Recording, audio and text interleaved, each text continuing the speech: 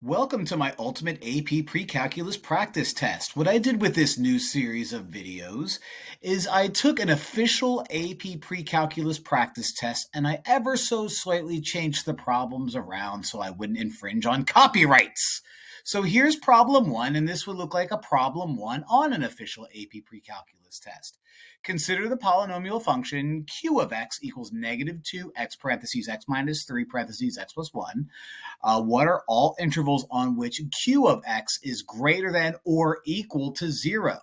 So what I need to do is I need to imagine what the graph of this looks like and imagine where the graph would be positive or above the x-axis. All right, so what do we have? We have something times something times something. Whenever you have a problem like this, you take the x values in each parentheses and each factor and you multiply them together. Negative 2 times x times x times x is negative 2x cubed. The rest is, you would FOIL it out and you get blah, blah, blah, blah, blah, and it doesn't really matter. Why am I doing this? Well, this gives us the behavior of the graph, what the graph is going to look like. It's cubic. It's negative. It's going to look a little something like this. Now, that's part one of what we're dealing with. Part two of what we're dealing with is I do have three factors. And if I care about when it's positive or greater than or equal to 0, don't I care about when it's equal to 0? I do. Let me answer that for you. I do care about when it's equal to 0. So if I were to imagine that each factor is equal to 0, like, negative 2x is equal to 0, divide both sides by negative 2, you would get x equals 0 for this one. If I were to imagine that this is equal to 0, I'd add 3 and I would get 3 for this one. And if I were to imagine that this is equal to 0 and add or subtract 1 from both sides, I'd get negative 1. So my zeros are 0, 3, and negative 1, not in that order.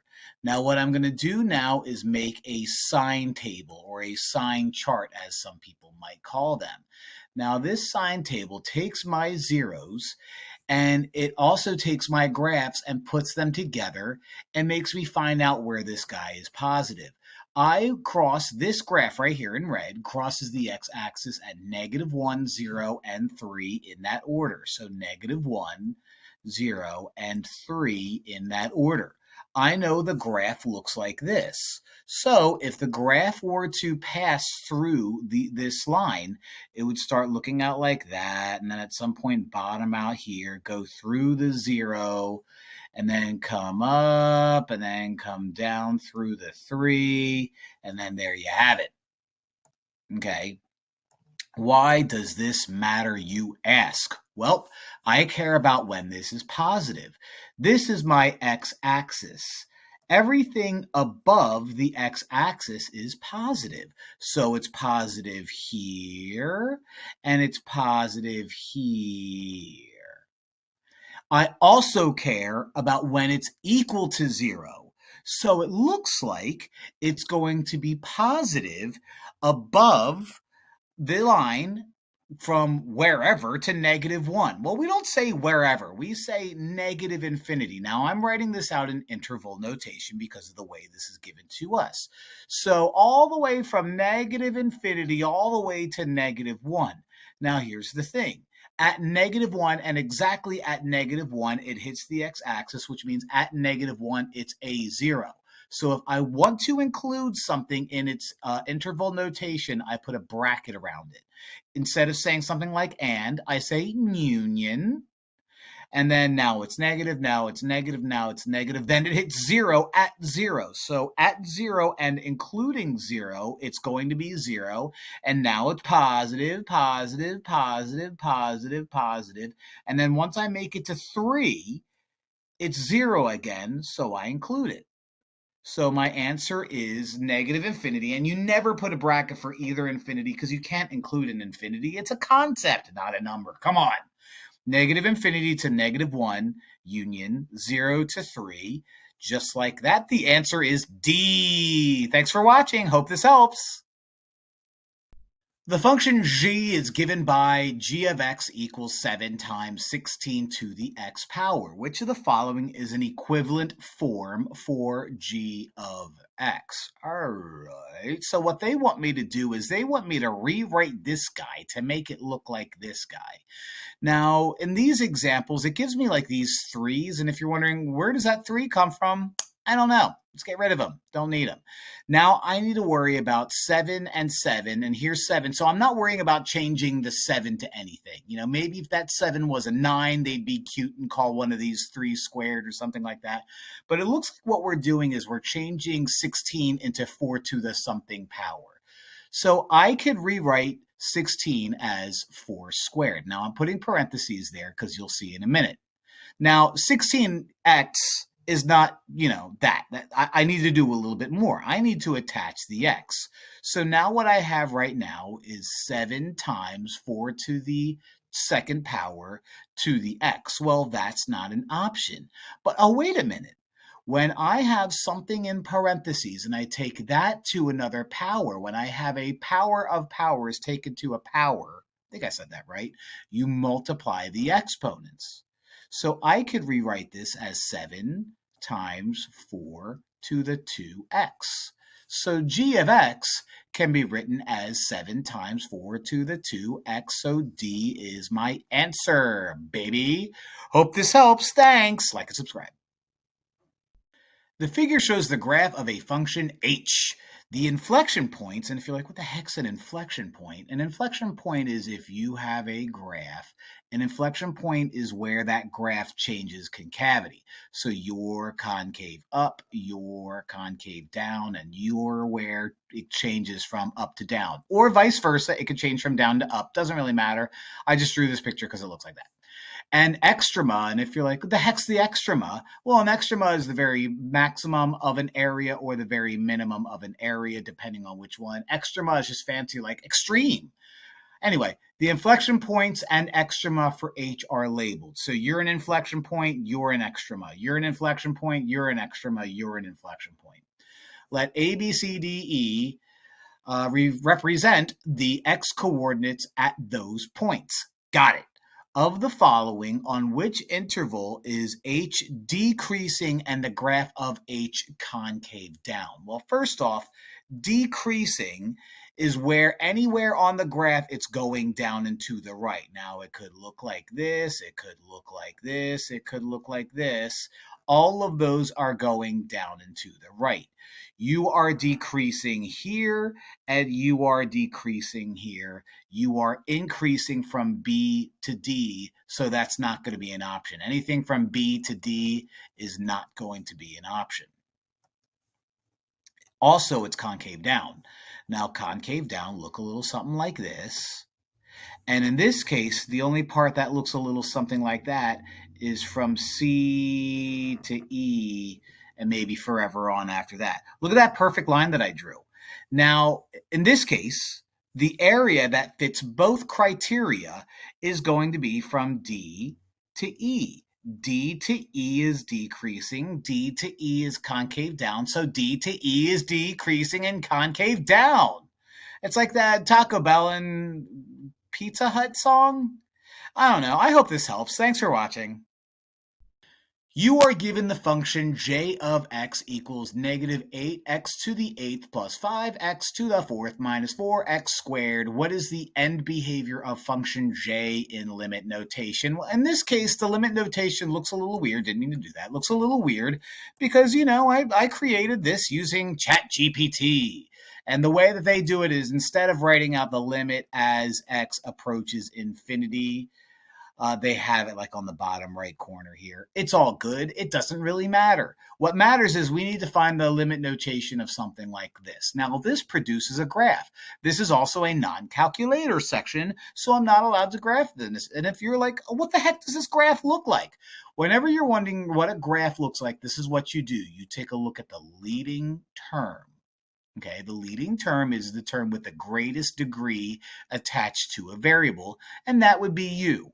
You're x to the 8th. You are an even exponent, not an even function, although this is, but it's an even exponent.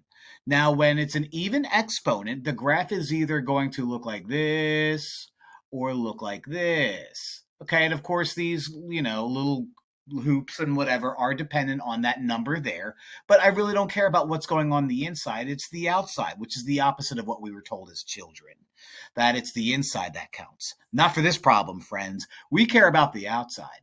Now, the other thing that we need to look at is not the 8. I don't care about this 8 right here. I care about that negative. Any even function that has a positive leading term is going to go up as it moves to the left and up as it moves to the right. Well, if it's a negative leading term, it's going to look like U, which means as I move to the left, as the limit approaches negative infinity, we are also going downward, which means it's going towards negative infinity. And in this case, as I move to the right side without bound, or as the x values increase, or as x approaches infinity, we are also moving downward, which means we're also approaching negative infinity. So the limit as x approaches negative infinity of j of x, and the limit as x approaches positive of j of x, infinity of j of x, is also going to be negative infinity. So we need the ones with those negative infinities, and there you are, it's A.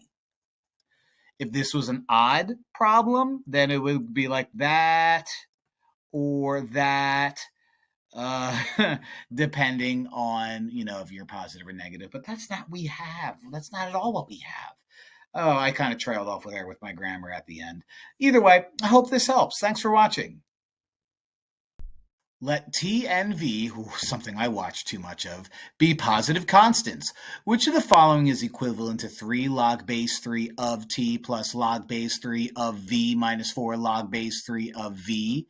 Well, whenever you have logs that are being added to each other, or ln's, because ln, by the way, if you forgot, happens to be log base e, it follows the same exact rules.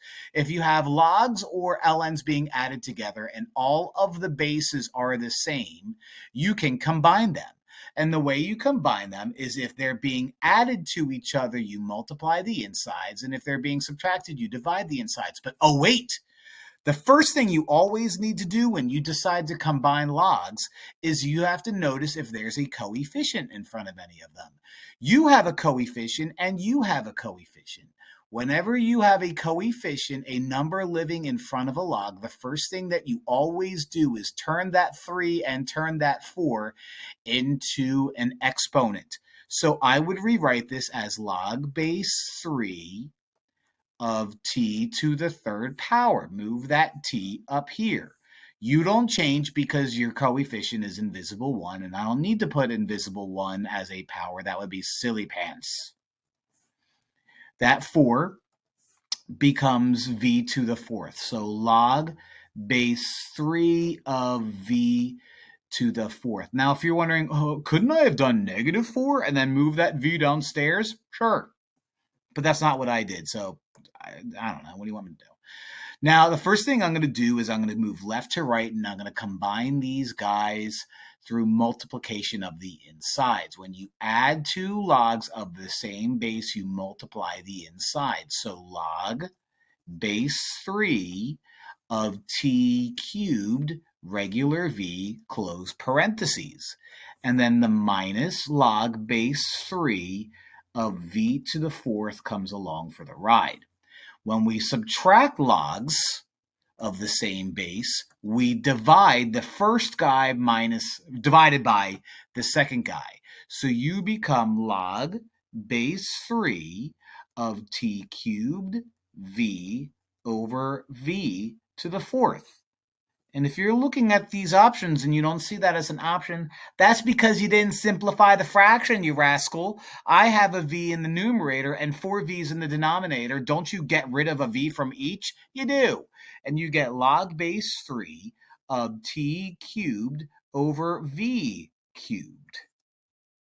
And that would be u. Lots of threes. Lots of threes. Kind of like what Steph Curry does on the court. Hope this helps.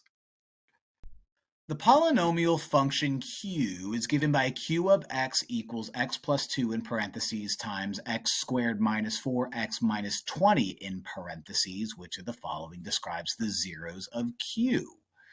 Okay, well, what I would do is, I know zeros are when these guys cross the x-axis. So, like, a 0 would be -2 because you would set that equal to 0. If I were to set this equal to 0, minus 4x minus 20, set that equal to 0, I would get, I don't know, I'd have to factor that out. So two numbers that add up to -4 and multiply out to -20 are, wait a minute.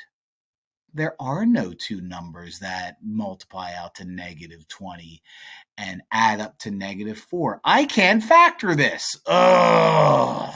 Well, that's frustrating. That is very frustrating. So I guess what I have to do is I have to go and use my dear friend, the quadratic formula. X equals -b plus or minus square root b squared minus 4ac all over 2a. I sang it and I wrote it at the same time. My a is invisible 1. My b is -4. My c is -20. So x equals -4, because b is -4, plus or minus a big square root of b squared, so in parentheses -4 squared, minus 4 times invisible 1 times -20 all over 2a. 2 times 1. All right, so let me see what I can simplify here. I can simplify -4 to +4, check. Plus or minus the big square root. I can simplify -4 squared into +16. -4 times 1 times -20 is going to be plus 80 all over 2. Okay, x is going to equal 4 plus or minus 96 over 2. I don't know what the square root of 96 is, so how am I supposed to do this without a calculator? Oh, wait a minute. I don't have to. It's just asking me how many answers I would get. Oh, okay. Well, this is going to be just, 4 plus 9 point something over 2, and 4 minus 9 point something, so I just get two ugly numbers. But what I would get is two ugly real numbers. So my pretty number up here was -2. My other option would be two ugly real numbers, so that's three distinct real numbers. Now, if you're like, well, duh, of course I'm going to get three answers. Let's be careful. Let's be careful. Let's go off over here and imagine a world where underneath the square root, we actually got a negative number. If that was the case, if you get the square root of a negative number, that's not a real number. That's imaginary. So you would have, in that fake case, two imaginary numbers. So if this was like, I don't know, minus 80, you would have 16 minus 80, which is a negative number. The square root of a negative number is not real. So that gives you two imaginary numbers, or two non-real zeros. So in that case, we would have selected D. But that didn't happen here. We got B. Life is good. We're done. Hope this helps. In the xy plane, the graph of a rational function f has a vertical asymptote at x equals 3, which of the following could be the expression for f of x. Now, if a vertical asymptote lives at x equals 3, that means there must be an x minus 3 living somewhere in the denominator and not an x minus 3 living somewhere in the numerator. Okay, if there was a x minus 3 living in the numerator like this guy, that creates a hole. So I don't want you, no. If I have, let me see, x minus 3, you're x plus 3. Oh, you're the opposite of what I want, so not you. You're x plus 3, you're x minus 12. And if you're like, yeah, but there's two x minus 3s up there, does that count? No, it's got to be in the denominator, silly, like that guy right there. Notice you have an x minus 3 in the denominator, an x plus 3, and who cares about these guys? That's all that really matters. And the reason why you want an x minus 3 in the denominator is if this were to equal 0, you would add 3 to both sides to get x equals 3, which is this guy right there. Now, why would we want the denominator to equal 0? Well, a vertical asymptote exists at a place that makes the function undefined, and it's undefined when the denominator equals 0.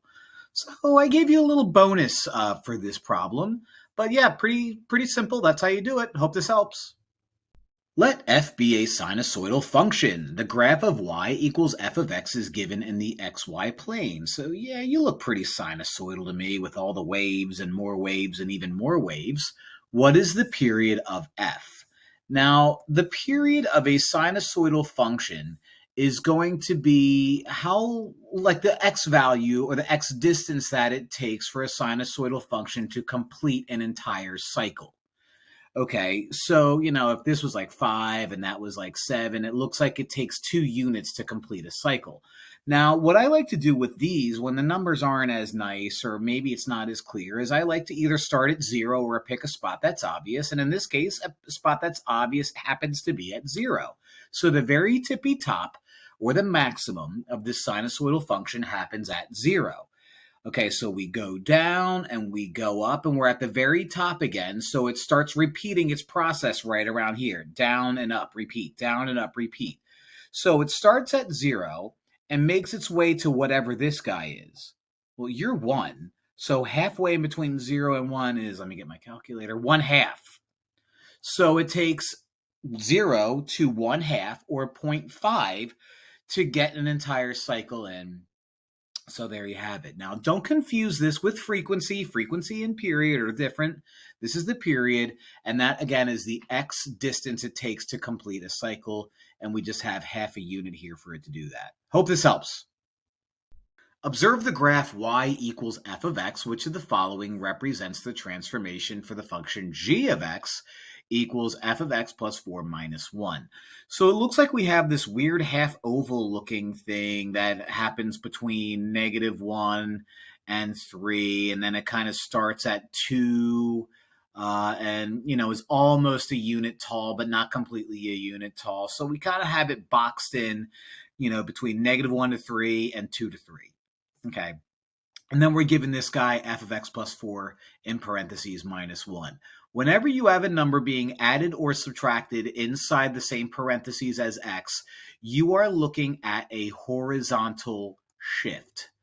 Okay. Now, a lot of teachers would say you move left or you move right, and that's all good and great, and that will help you understand this. But when you add 4, it's opposite of what you expect. You would expect that adding 4 has you go right 4 units, but that's not true. Whenever you see f of x minus something, it's that minus something that tells you whether you move left or right. So since this is a positive 4, you actually move left 4. This is worded as a horizontal shift of -4 because it would be written as x minus -4, x plus 4. And if you're looking at that and thinking point slope thoughts, you're thinking the right thing. So we're going to take this guy and we're going to move this to the left 4. I know I'm not done, but we're going to move this to the left 4. So 1, 2, 3, 4 has it ending up to the left right there. 1, 2, 3, 4 has it ending to the right somewhere over there. Now, when you subtract a number outside of the parentheses, and, it's just kind of some random number floating around, that is a vertical shift. This is normal. So -1 means down 1 in this case. We would word this in AP Precalculus as a vertical shift of -1. So I'm just going to take something that is left 4, and then you take that and just move it down 1. So it's going to appear as a semicircle somewhere around here, semi-oval or whatever that is. So stuff that happens between positive 1 and 2 now on the y-axis, and -5 and -1 on the x-axis, and B looks like the guy to do that. Okay, if you see numbers multiplied to f of x, that has to do with shrink and compression and all that stuff, or dilation. Numbers multiplied to x kind of changes stuff like that too, but we're not dealing with any of that. We're just dealing with horizontal shift and vertical shift. That's the end of that. Hope this helps. Thanks for watching. The exponential function f is defined by f of x equals a times b to the x, where a and b are positive constants. The table right there gives the values of f of x at selected values of x, which of the following statements are true. So they want to talk about exponential growth, they want to talk about exponential decay, blah, blah, blah, blah, blah. Since everything here is positive, right, exponential growth looks like this if you want to graph it out. Exponential decay would look like this if you wanted to graph it out. So like, let's say that you had zero clue what you were doing. At the very least, you have a 50-50 shot if you were to notice that, hey, these numbers are getting smaller, which means it would be exponential decay. Now, what we're doing is, yeah, these numbers are getting smaller. And it looks like what we're doing to get from 10 to 7.5 is you multiply by 3/4. And I'm assuming that's multiplying by 3/4 again. I don't know. The math is kind of wonky, but that's going to happen again. That's going to happen again. That's what you do when you have an exponential function. No, it's an exponential function. As long as these guys go up by the same number, that's equal length input values, intervals, these guys multiply by the same number. So we are exponential decay because we're multiplying by 3/4. Now, what that gives us is a b. See, whatever you're multiplying over here is basically my b, which is pretty much my base. A just changes the number, like makes it, like if I were to make a 4, this would become 40, and then this would still, that would be 30, and then that would still go multiply by 1/3 or 3/4 to move my way down. So b, in this case, is 3/4. So I know, again, this is exponential decay, which gets rid of u and gets rid of u. Now, why? A is positive. Well, we know A is positive because it says here that A is positive, so that's kind of a useless thing. But in this case, B is not greater than 1. A B greater than 1 would represent exponential growth, which is not what we have. So C is just a false statement to begin with. B is true because my B is 3/4, and by definition, exponential decay has a B in between 0 and 1, not including any of them. Okay, so A is going to be my guy. So by definition, again, A is whatever it is, it's got to be positive. But if B is greater than 1, you're looking at exponential growth. And if B is in between 0 and 1, you're looking at exponential decay. Like I said, this guy right here is just a false statement. Just like D would be a false statement because, if it's between 0 and 1, it's not exponential growth. So you're just a bunch of lies.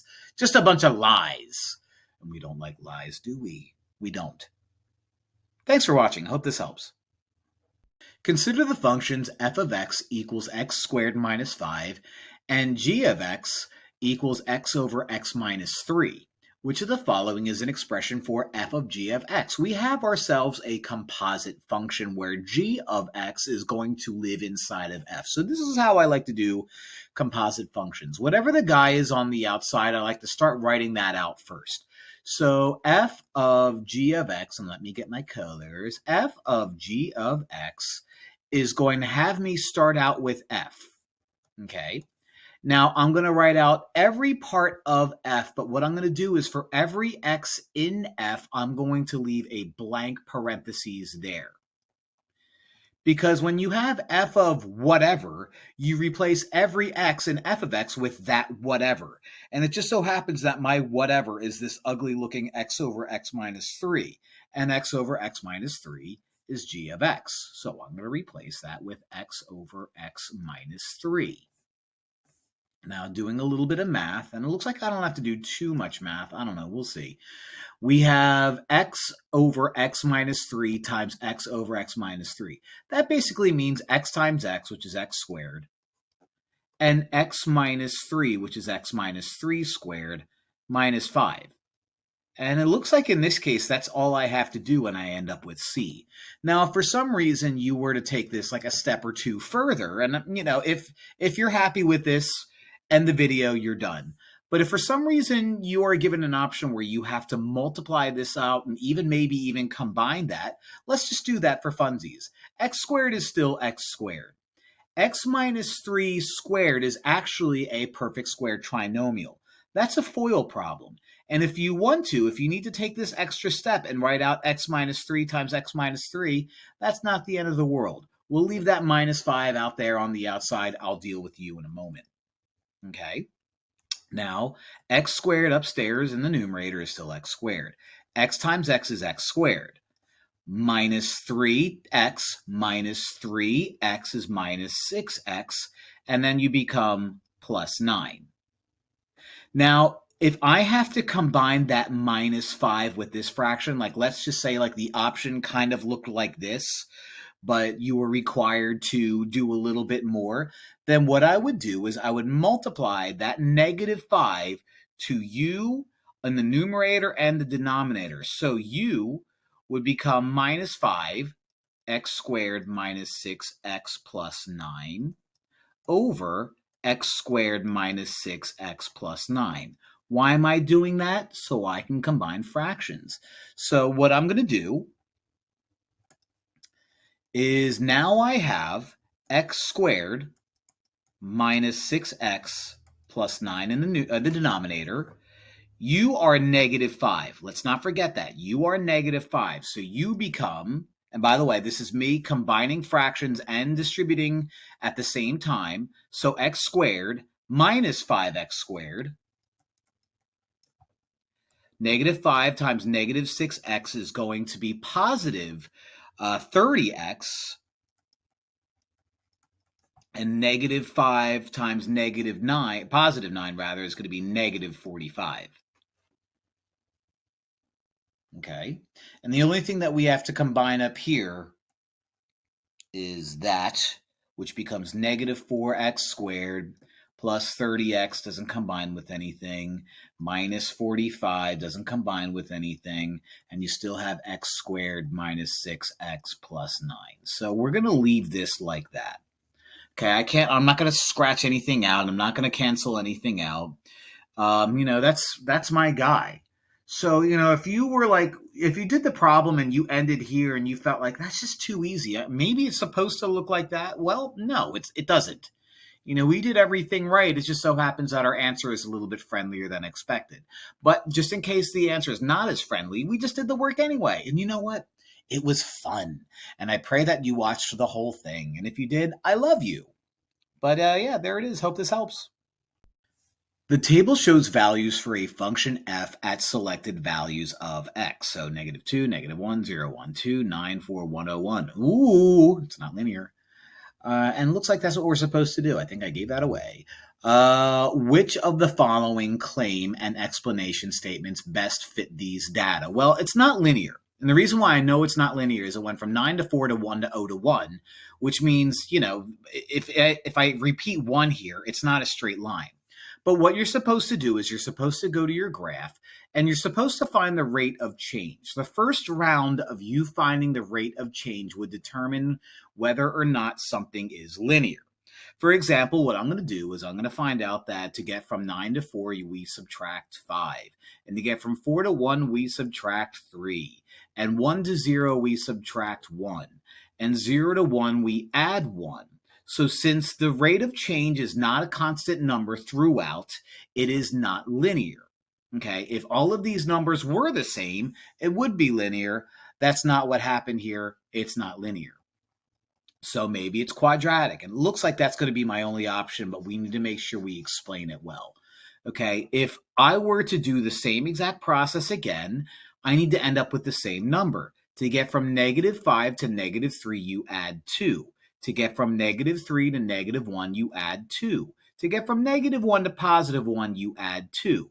So since the quadratic, or the rate of change of the rate of change, is the same constant number, we have a quadratic. So again, that phrase that I just said is every time you do a round of these, you are doing a rate of change. So the rate of change of the rate of change is a constant number.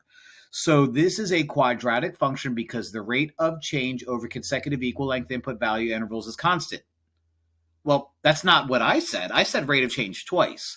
So f is best modeled by a quadratic function because the change in the average rates of change over consecutive equal length input value intervals is constant. So the change of the rates of change, so change of change, oh boy.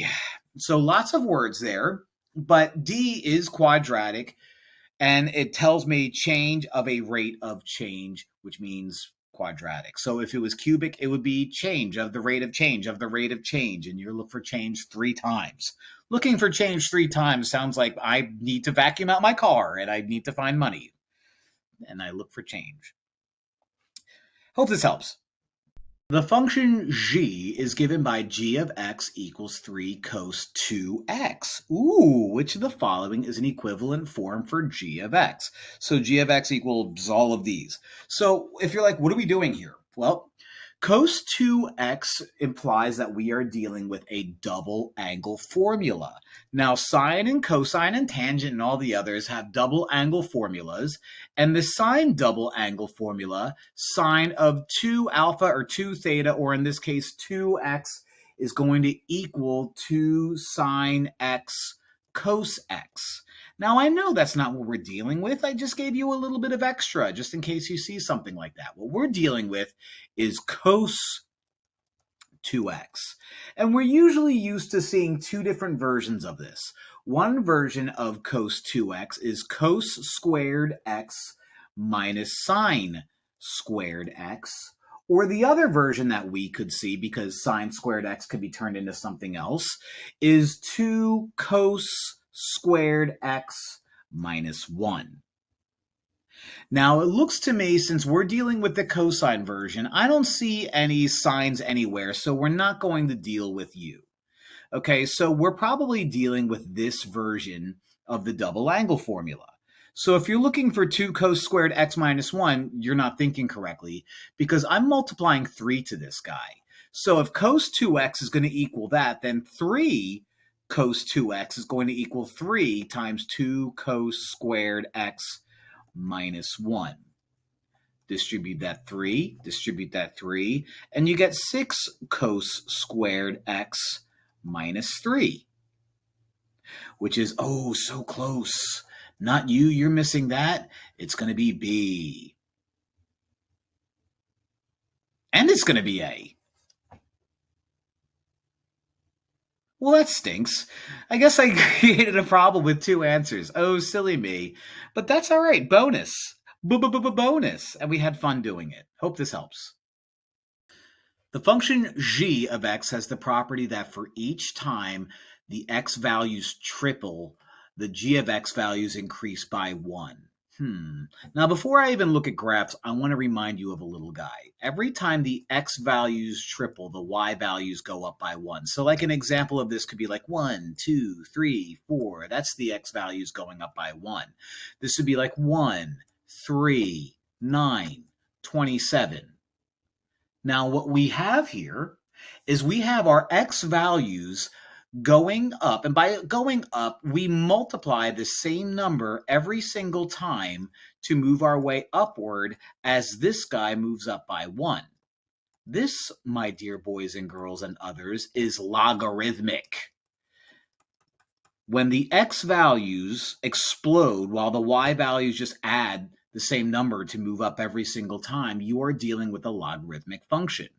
With everything being positive and happy and stuff like that, which it appears to be, logarithmic functions look like this, okay? Which means you're not logarithmic. I mean, maybe you're negative logarithmic, but that's not what I'm dealing with, because negative logarithmic would imply things going down, and that's not what we have. This is going up. This is my values tripling. So B is going to be my answer. C is exponential growth. And D looks like it's cubic. Or Cupid. I'm leaving it. You can't stop me. I'm leaving it. D is Cupid because I love cubic functions. Hope this helps. A complex number is represented by a point in the complex plane. The complex number has the rectangular coordinates 2 root 3. Which of the following is one way to express the complex number using its polar coordinates? Well, this is how complex numbers work. You treat it like a regular old point, all right? And this would be like the real axis, and this would be the imaginary axis. So if I were to pretend that this is a point in the regular rectangular plane, you would go right 2, and then you would go up. Let me see, root 3 is like 1.7, so 2 times 1.7 is like 3.5-ish. So you would go up 3.5-ish, and you would end up somewhere up here somewhere. Little context for you. So now, though, I need to turn it into polar coordinates. Well, what polar coordinates do is it gives you an r, which basically stands for radius, but really what it means is the distance from 0 to the dot, and then theta, which is the angle created from the positive x-axis to the side that you are creating right here. So I need to find r. Well, that kind of seems like, well, if I know that this is like, 2 over and like, 3.4 up, why don't I just do the Pythagorean theorem? And to find theta, which would be this guy, why don't I kind of just do like, SOHCAHTOA type stuff, and I know what the adjacent is and I know what the opposite is, so let's use TOA. Well, I have news for you kids. That's exactly what we're going to do. I just wanted to give a little context beforehand. Now, we do what we're about to do because it looks like Pythagorean theorem. If I give you rectangular coordinates and you need to find r, you find r by taking the square root of whatever this is squared plus whatever that is. So we'll call you a, we'll call you b, so a squared plus b squared. Again, if you're thinking, wait a minute, the square root of a squared plus b squared, that's like the Pythagorean theorem, only that's r and not c. That's exactly what it is. You're absolutely right. If you're thinking that, good work. Good on you. But what's my a? We called a 2, so 2 squared. B is 2 root 3, so we'll 2 root 3 square. Okay, 2 squared is 4. 2 times 2 is 4. Okay, root 3 times root 3 is 3. So 4 times 3 is 12. Don't know why I put parentheses around that. But what we get is we get square root of 16, which is 4, baby.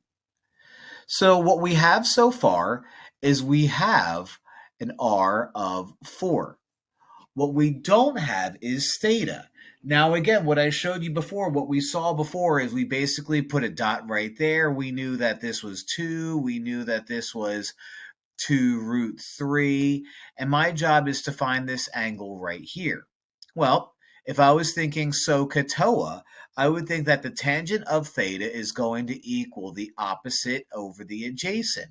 Or we could just write out that theta equals the inverse tangent of b over a. So have that guy memorized. Have you memorized? Have you memorized? That's going to equal the inverse tangent of what was b, 2 root 3 over 2, which simplifies to the inverse tangent of cross you out root 3, which is pi over 3. Took a second there. All right. So now what we do in order to write this out in complex form is written out as r cos theta plus I r sine theta.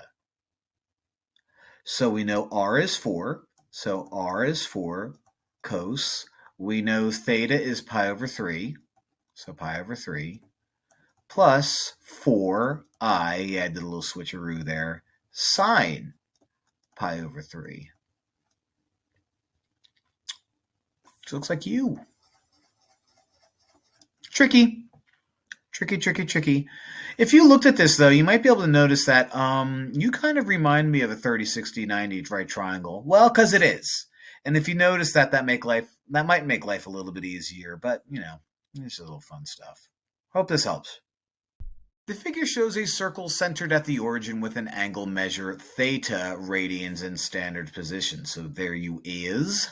The terminal ray of the angle intersects the circle at point P. There you is. Q also lines on the circle. Hi, Q. The coordinate P, or the coordinates of P, are x and y. The coordinates of Q are x and negative y. All right. Which of the following is true about the cosine of theta? Well, whenever we have something where the unit circle is not giving you a radius of 1, we know that we have r cos theta, r sine theta. We're worried about cos theta. The x value is cos theta.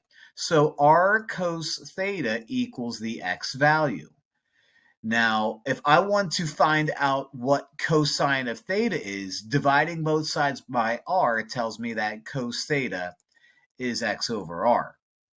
Now, what else do I know? Well, x is x. That doesn't help me. Ooh! That 2 means I go from the pole here, from the origin, all the way out to 2. That's a radius, which means r is 2. So I can write this guy as cos theta equals x over 2. Now that's what I have so far. Now clearly they want me to do a little bit more explaining, but let's see if we can figure this out. So cos theta equals x over 2, so let's, bookmark that for a second. Cos theta equals negative y over 2. No, that would kind of be like sine, but upside down. Cos theta equals y over 2. No, that would be regular sine. And cos theta equals y over 2. Well, that sure made life easy, didn't it? Now let's try to understand why, just for funsies, because it is the ratio of the horizontal displacement from P to the y-axis to the distance between the origin of P. So what that is saying is, since cosine is an x value, right? Cosine gives you that horizontal displacement. Horizontal displacement means how far am I going left to right? So if it gives me an x value, that means we care about horizontal displacement. So whatever x value this is going to give me that. Also, it's the ratio, which means the fraction of the horizontal displacement. So x is the horizontal displacement to the distance between the origin of P. And that's where 2 comes from. So it's the ratio of the horizontal displacement over the ratio, which is 2. So it all kind of connects. Sine would be the ratio of the vertical displacement. And so you would get something like sine of y over 2. But, that's not what we have here. We are dealing with cosine because that's what it asked for. Crazy problem. And if you're wondering, well, what's the point of all this Q stuff? I don't know. I didn't make the problem. Well, actually, I did make the problem, but we didn't have to worry about it because Q didn't matter. Hope this helps. The function f is given by f of x equals negative 2x squared plus 5x minus 1. The graph of which of the following functions is the image of the graph of f after a vertical dilation by a factor of negative 3? All right, so what a vertical dilation does is it takes a parabola, and this is a parabola. I actually have it upside down. It takes a parabola and it makes it skinnier or wider depending on the number. Now, what negative 3 does is it makes it skinnier and also flips it upside down. Now, this is not to be confused with a vertical transformation, or translation rather, which moves it downward or moves it by a factor of negative 3.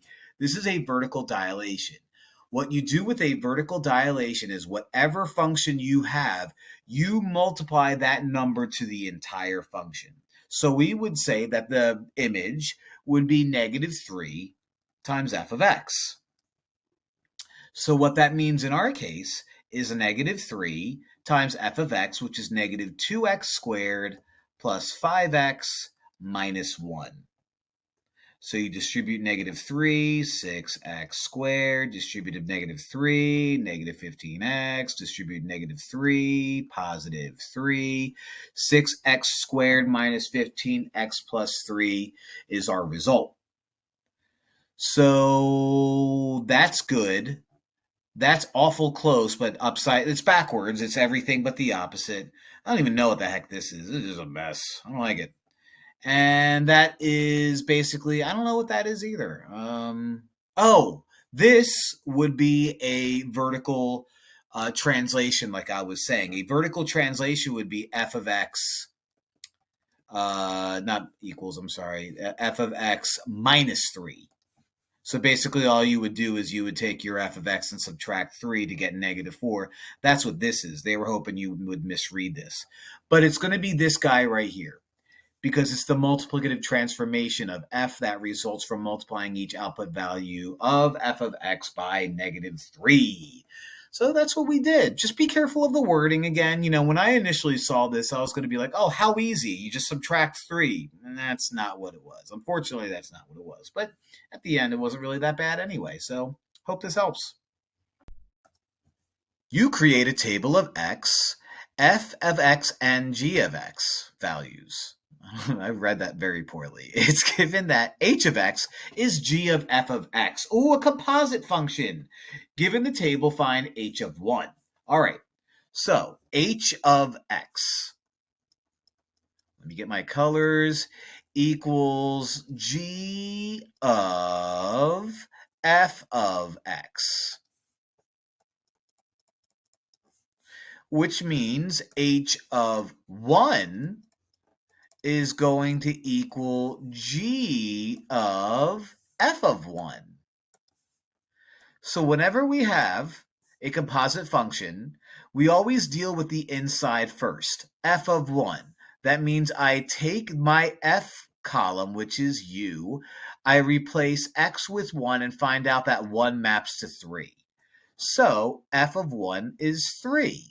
So h of 1 equals g of 3.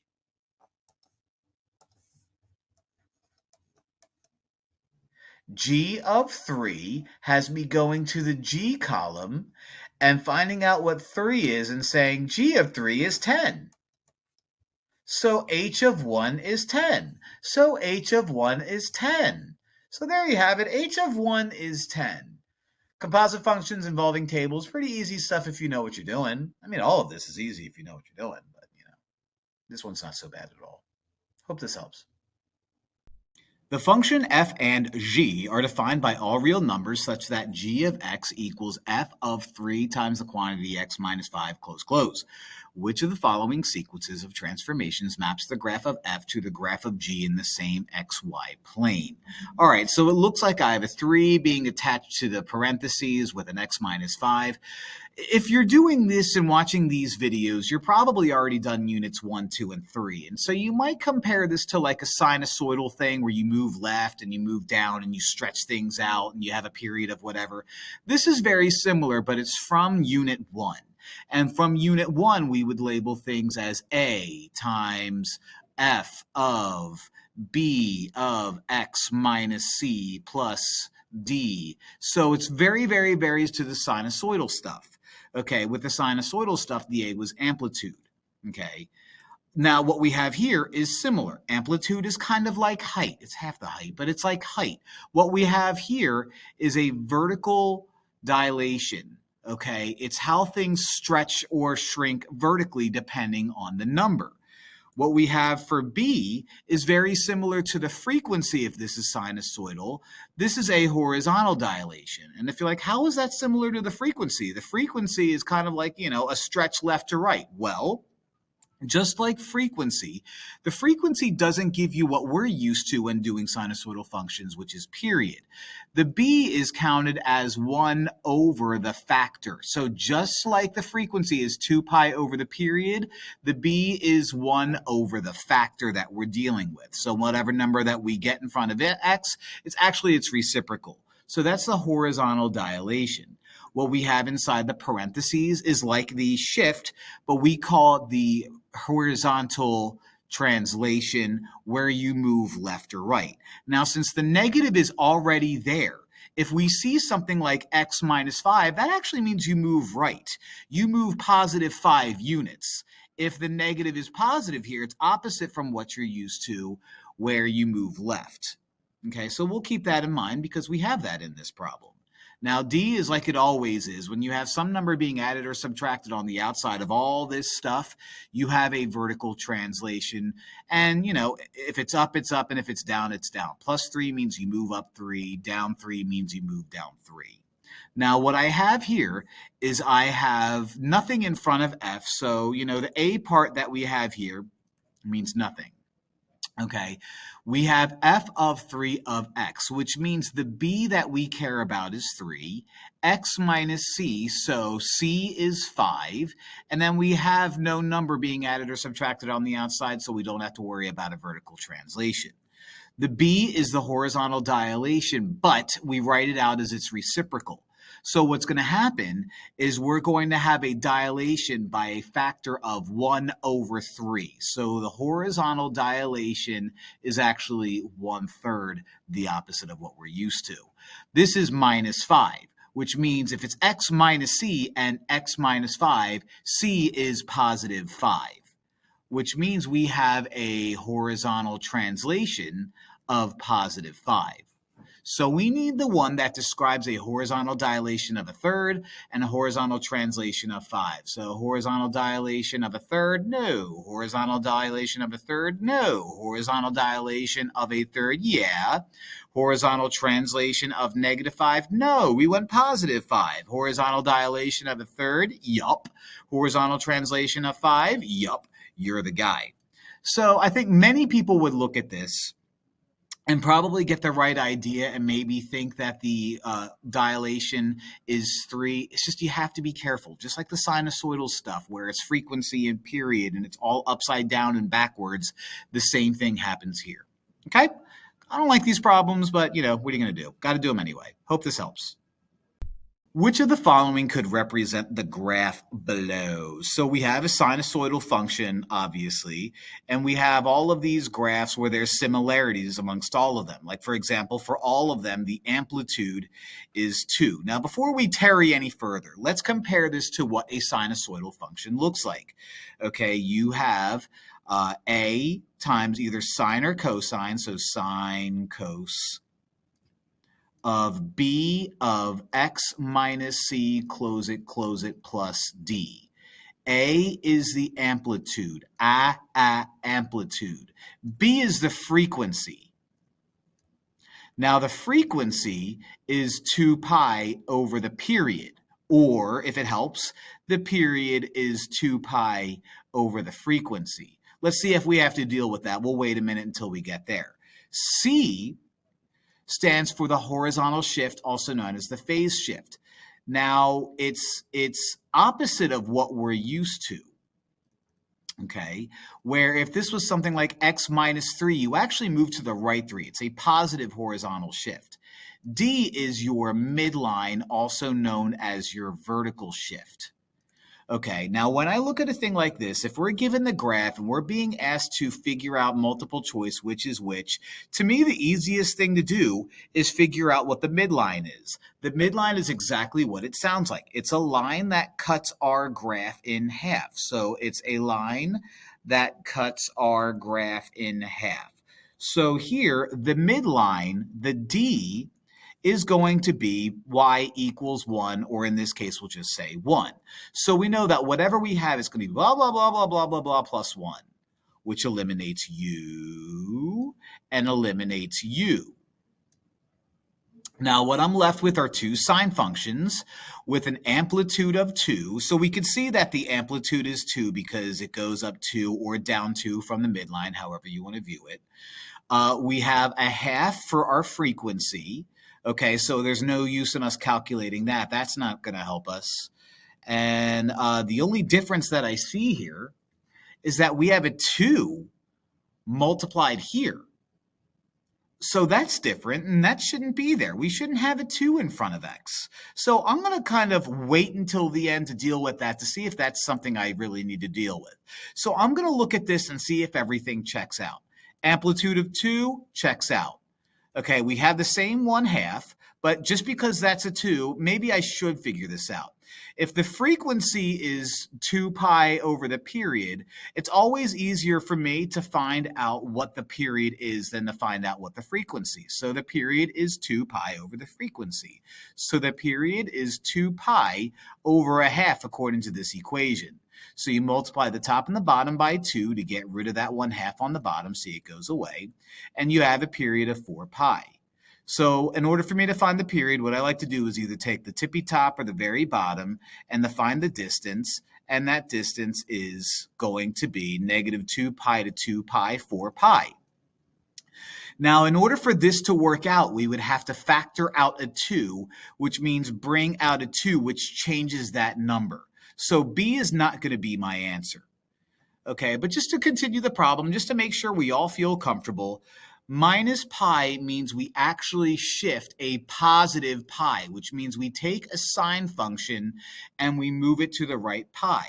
Okay, sine is supposed to start and look like this.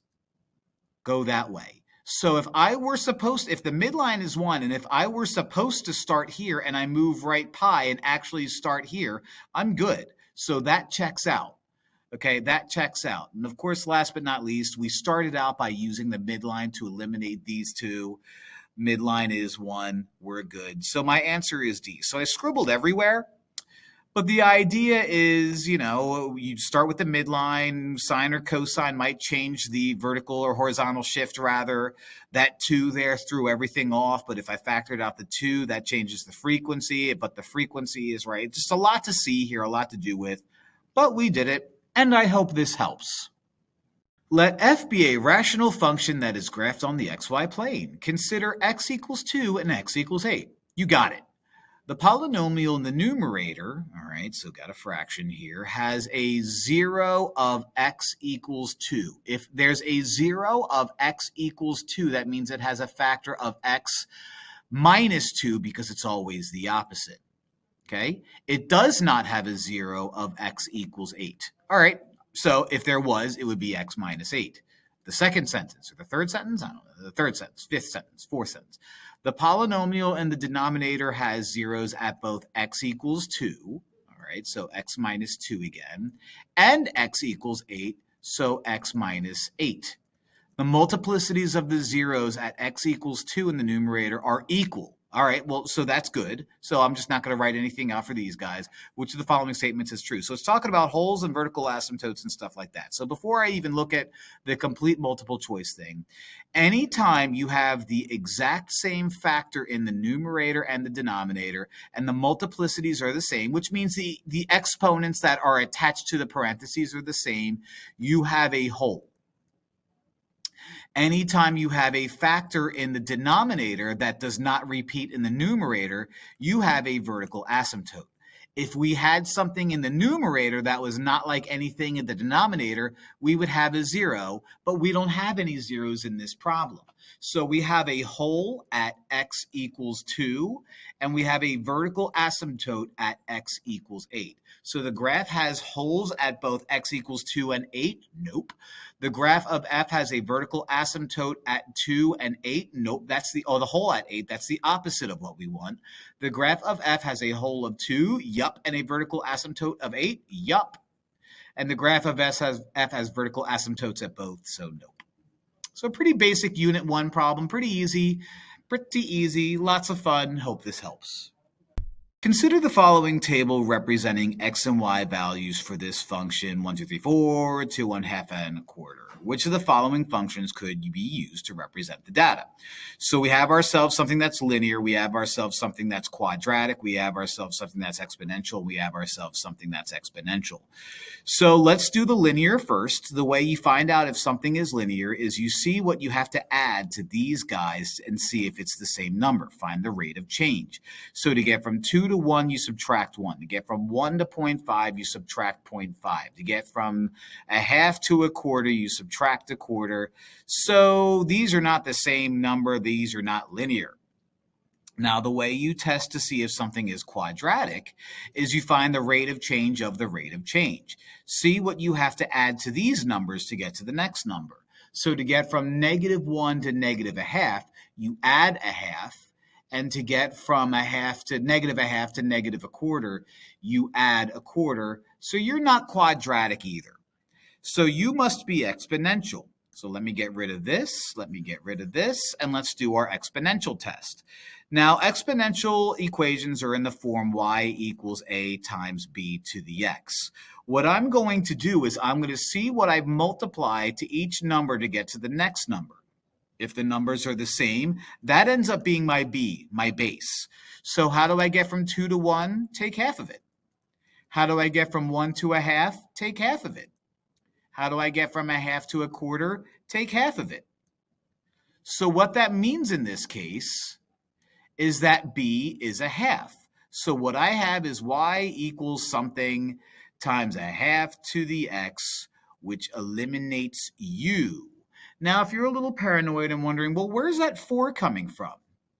Once you plug in a number, once you substitute in 1, you're going to get 1 half to the first power, right? Which is a half. Well, I'm supposed to get 2. So what do you multiply to a half to get to 2?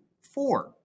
So 4 is basically that multiplier that you use to get the number that you need. So again, if I were to plug in 2, I would get 2 to the, or 1 half to the second power, which is a quarter. 4 times a quarter is 1, and then so on and so forth. So D is our guy. D makes sense. Exponential. Hope this helps. The polynomial function p is given by p of x equals ax to the fourth minus bx cubed plus 20, where a and b are non-zero real constants. Great. Each of the zeros has a multiplicity of 1. In the xy plane, an x-intercept of the graph of p is 20.00070. Oh, okay. And a 0 of p is this complex number right here. So this problem looks much more frustrating than it has to be. So basically, this is what happens. We are going to have 4 answers. How do I know we're going to have 4 zeros, 4 answers? Well, because that's to the 4th power. This is a real number. This is imaginary. So if you're going to have any amount of imaginary numbers, it's got to be an even amount of imaginary answers. So we have 2 imaginary answers, which means if we have 2 imaginary answers, we could have 4 if we weren't given this information. But since we were given this information, this is telling us, look, here is 1 real answer. Here's 1 imaginary answer. There's 4 total answers. What do you have? Well, you must have an even number of imaginary, which means we're going to have an even number of real since we know we have 1. We can't say 1 real, 3 imaginary. You can't do that. Now, here's the thing. Without doing the math, I don't know what the other real number is. But if I'm given the imaginary number, the other number is going to be its conjugate. Always, always, always. To find a conjugate, you just take the number in front of the imaginary I and flip the sign. So I know I have an answer of u, and I know I have an answer of u plus 0.903i. So what I know is I have 2 imaginaries, 2 reals. 1 imaginary is this. The other imaginary is that. 1 real is this. I don't know the other real. The graph of p has 4 x-intercepts. Well, no, because you're imaginary, which means you never cross the x-intercept. Bye. Negative 0.601 plus 0.903i is a 0 of p. Yeesh. The equation of p of x equals 0 has 4 real solutions. No, there's 2 real solutions to imaginary. And the graph of p is tangent to the, who cares? No, we're not worried about tangents. We're not going to worry about tangents and sinusoidal stuff. This has no indication that we're going to deal with any tangents, anything like that. Okay, so yeah, that's fun stuff. That's fun stuff. The answer is B. Hope this helps. Consider the functions h and k, ooh, Harry Callis, rest in peace, given by h of x equals ln of x plus 2 plus ln of x plus 5, and k of x equals ln of x plus 5. In the xy plane, what are all the x coordinates of the points of intersection of the graphs of h and k? This is just fancy talk for set these guys equal to each other. So what I'm going to have is I have an ln of x plus 2 plus ln of x plus 5 equals ln of x plus 5. Now, I guess what I could do, I could approach this 2 different ways, okay? I'm going to approach this in the unnecessary complicated way. but it's good because it's going to be helpful for both. Complicated way, okay? Now, keep in mind, ln is the same thing as log base e, so it follows all the log rules. So you can combine these two, since this is adding, by multiplying the inside. So what we have is ln of x plus 2, x plus 5, parentheses, equals ln of x plus 5. If you have an ln on the left and a single ln on the right, if you just take e of both sides, all the ln's cancel out, and now you're left with x plus 2, x plus 5 equals x plus 5. So this is a FOIL problem. FOIL that out. X squared plus 5x plus 2x plus 10 equals x plus 5. X squared plus 7x plus 10 equals x plus 5. Subtract x and subtract 5.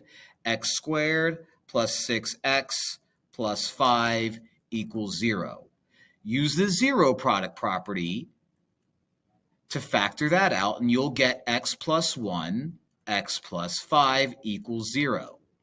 What that means is your possible zeros using the zero product property is going to be -1 and -5. Now, before we come up here and circle C, ln is tricky because you're never allowed to have an ln of 0, and you're never allowed to have an ln of a negative number. If I were to take -5 and go up here and plug that into the very first ln that I see, I would get ln of -5 plus 2 is -3. That's no good.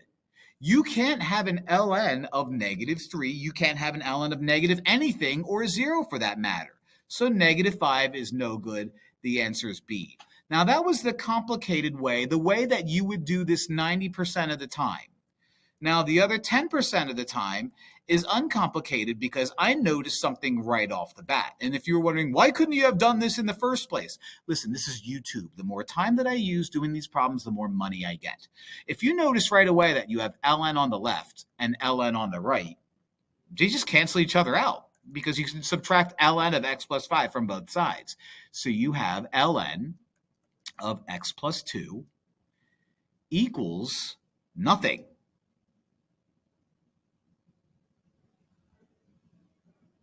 So you take the e to the of both sides. That makes that ln go away, leaving you with x plus 2. Anything to the 0th is 1. Subtract 2 from both sides. 1 minus 2 is -1, just like we got right here. And you don't have to worry about the -5 ruining everything. You're allowed to plug in -1. You're allowed to plug in -1. All is well. The reason why this ended up weird is because this problem that I created, I wasn't thinking, and I made ln of x plus 5 twice. But you know what? This gave us two different ways of looking at it, and boy, did I have fun. Hope this helps. For 0 is less than or equal to theta, which is also less than 2 pi, which values of theta make 3 sine theta plus 2 sine squared theta equals -1 true? Whenever I see this, I just make believe in my head that sine theta is A. Let's just pretend that sine theta is A. You'll see. So I would write down something like, 3a plus 2a, that's sine squared theta, so a squared equals -1. If I add 1 to both sides, and rearrange things like so, you should be able to look at that and say, by golly, that is a factorable problem. I could probably factor that out to 2a plus 1, and regular a plus 1 equals 0. And then, of course, you double check to make sure it works, and it works. You really have no other options. I mean, the quadratic formula could be used, but who the heck wants to do that? So what you're left with here is you would say 2a plus 1 equals 0. Subtract 1, divide by 2, you get -1/2 is equal to a. That's cool. Also, subtract 1, you get a equals -1. That's also cool. Now, before you go over here and go like, oh, what the heck? Where's negative a half or where's negative one? Buddy, I didn't start out with A. I started out with signs. So remember, we pretended that A is negative a half, or we pretended that A is sine squared. So that means sine theta, not squared, boy, oh boy. Sine theta equals negative a half, and sine theta equals negative 1. Okay, so let me scooch that over here and just rewrite them just for, because I have the space. Sine theta equals negative a half. Oh boy, I left some space there. I don't know why I would do that. Sine theta. I hope I don't do that again. Oops, I did. Now, why would I do such a silly little thing, leaving all that space? Well, if I want to get theta all by itself, which is what I'm doing, I'm solving for the values of theta, I'm going to inverse sine both sides. What that does by inverse signing both sides is that crosses u out. So now I have theta equals the inverse sine of negative a half. Now, the inverse sine of negative a half, let's think of what sine is. Okay, sine is a y value, so all of that stuff happens underneath here, underneath the x-axis. So if we're thinking unit circle thoughts, and you have a unit circle right here, when would y equal a half? Well, right here and right here, the dot's closest to the x-axis. That's when y would equal a half. So what you are is you are 7 pi over 6, and you are 11 pi over 6. So my two thetas that give me negative a half are going to be 7 pi over 6 and 11 pi over 6. Now that's one of these. Now I have to do the other. So I'm going to inverse sine again. Inverse sine again. So I have all that space. That crosses out. So theta equals the inverse sine of negative 1. Again, sine is a y value. On the unit circle, when is the y value negative 1? Well, just down here. Okay, the y value is 0, the y value is 1, the y value is 0, the y value is negative 1. That's 3 pi over 2. So theta is also going to be 3 pi over 2. So my options are 7 pi over 6, 11 pi over 6, 3 pi over 2, not necessarily in that order, but that gives B as our answer. Fun stuff. I like solving trig functions. It makes you think. Hope this helps. The graph shows the polar equation f of theta equals r equals 3 sine 2 theta. I don't really need to worry about the f of theta part. It's just fluff. It's graphed on the interval 0, 2 pi, as most polar functions are. A student, U, wants to trace over the portion represented by the interval pi over 2 pi.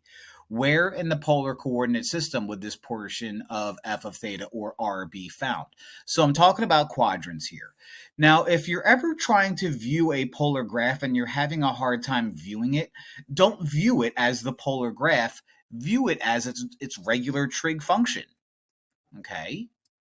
So if we have a regular trig function, 3 sine 2x, for example, we would go up to 3, we know that. We would go down to negative 3, we know that.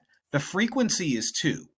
If the frequency is 2, that makes the period 2 pi over the frequency, or 2 pi over 2, which makes the period pi. And we have a sine function. So what's going to happen is we're going to, and let me label this pi, let me label this 2 pi. So you would be, what is this? 3 pi over 2. You would be pi over 2. And what we're going to care about is this area right here.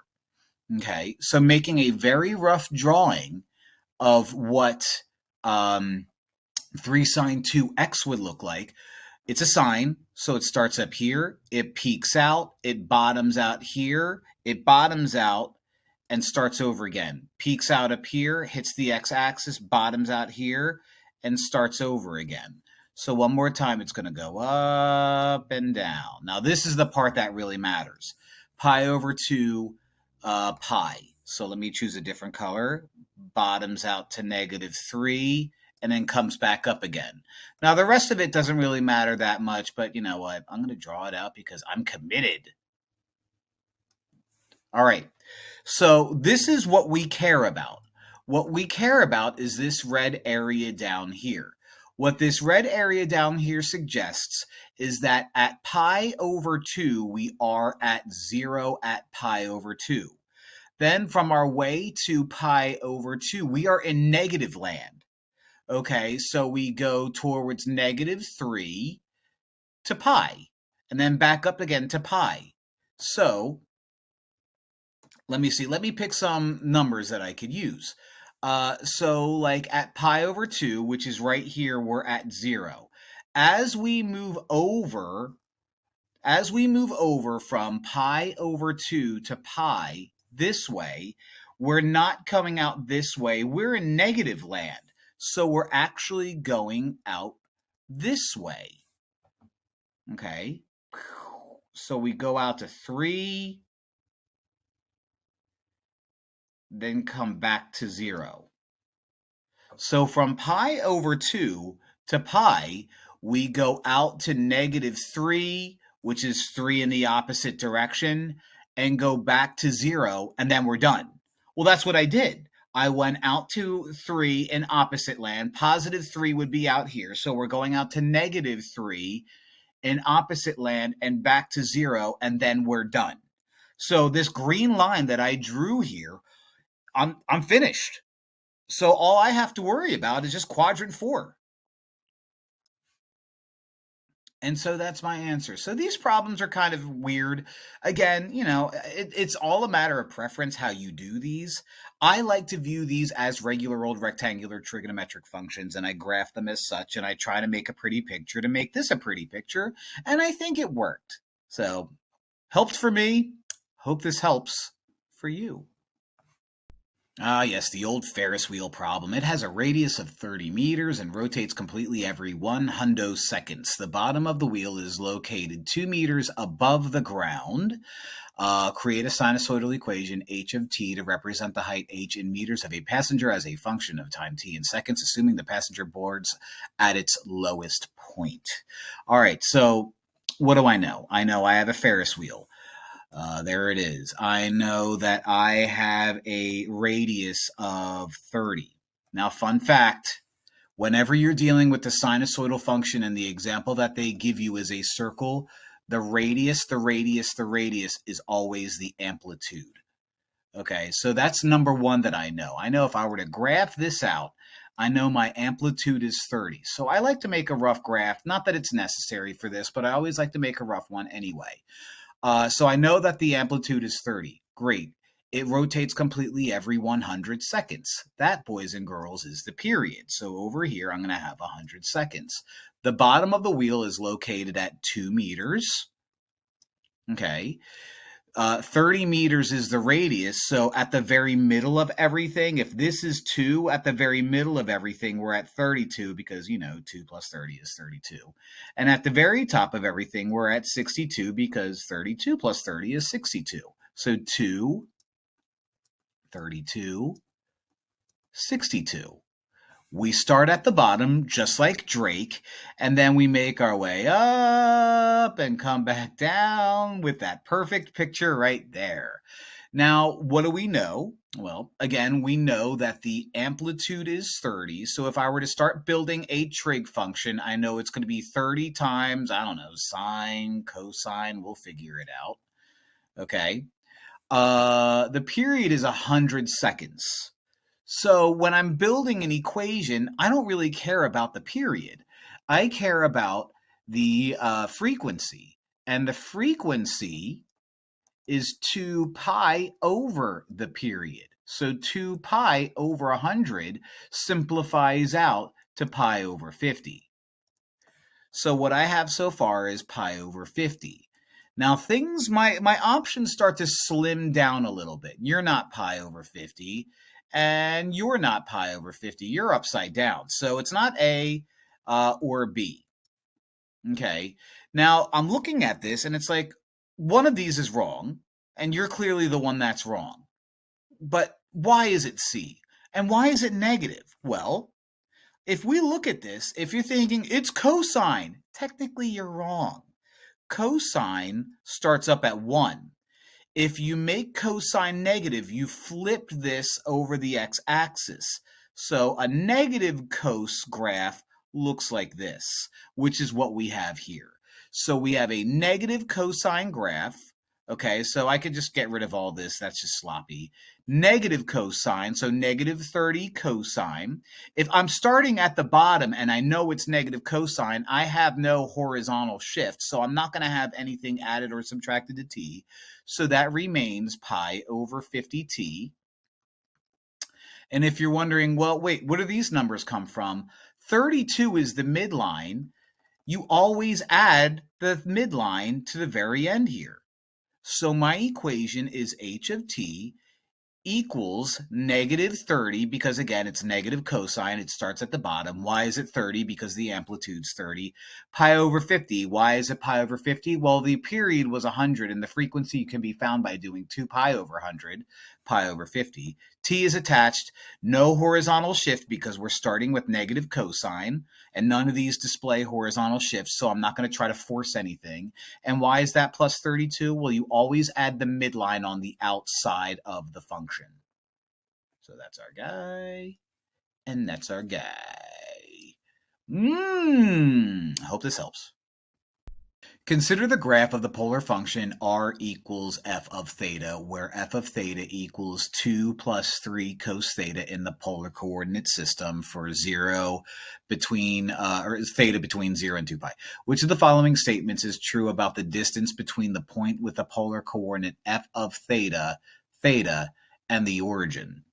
All right, I did a problem like this in a previous part of the test where I don't like to look at these and try to draw this out. Like, I know this is going to be like one of those heart-looking guys. It's going to look something like this, or maybe it looks something like this. I don't know. It's going to look something like that, but I don't, that bothers me. I'm not good at that.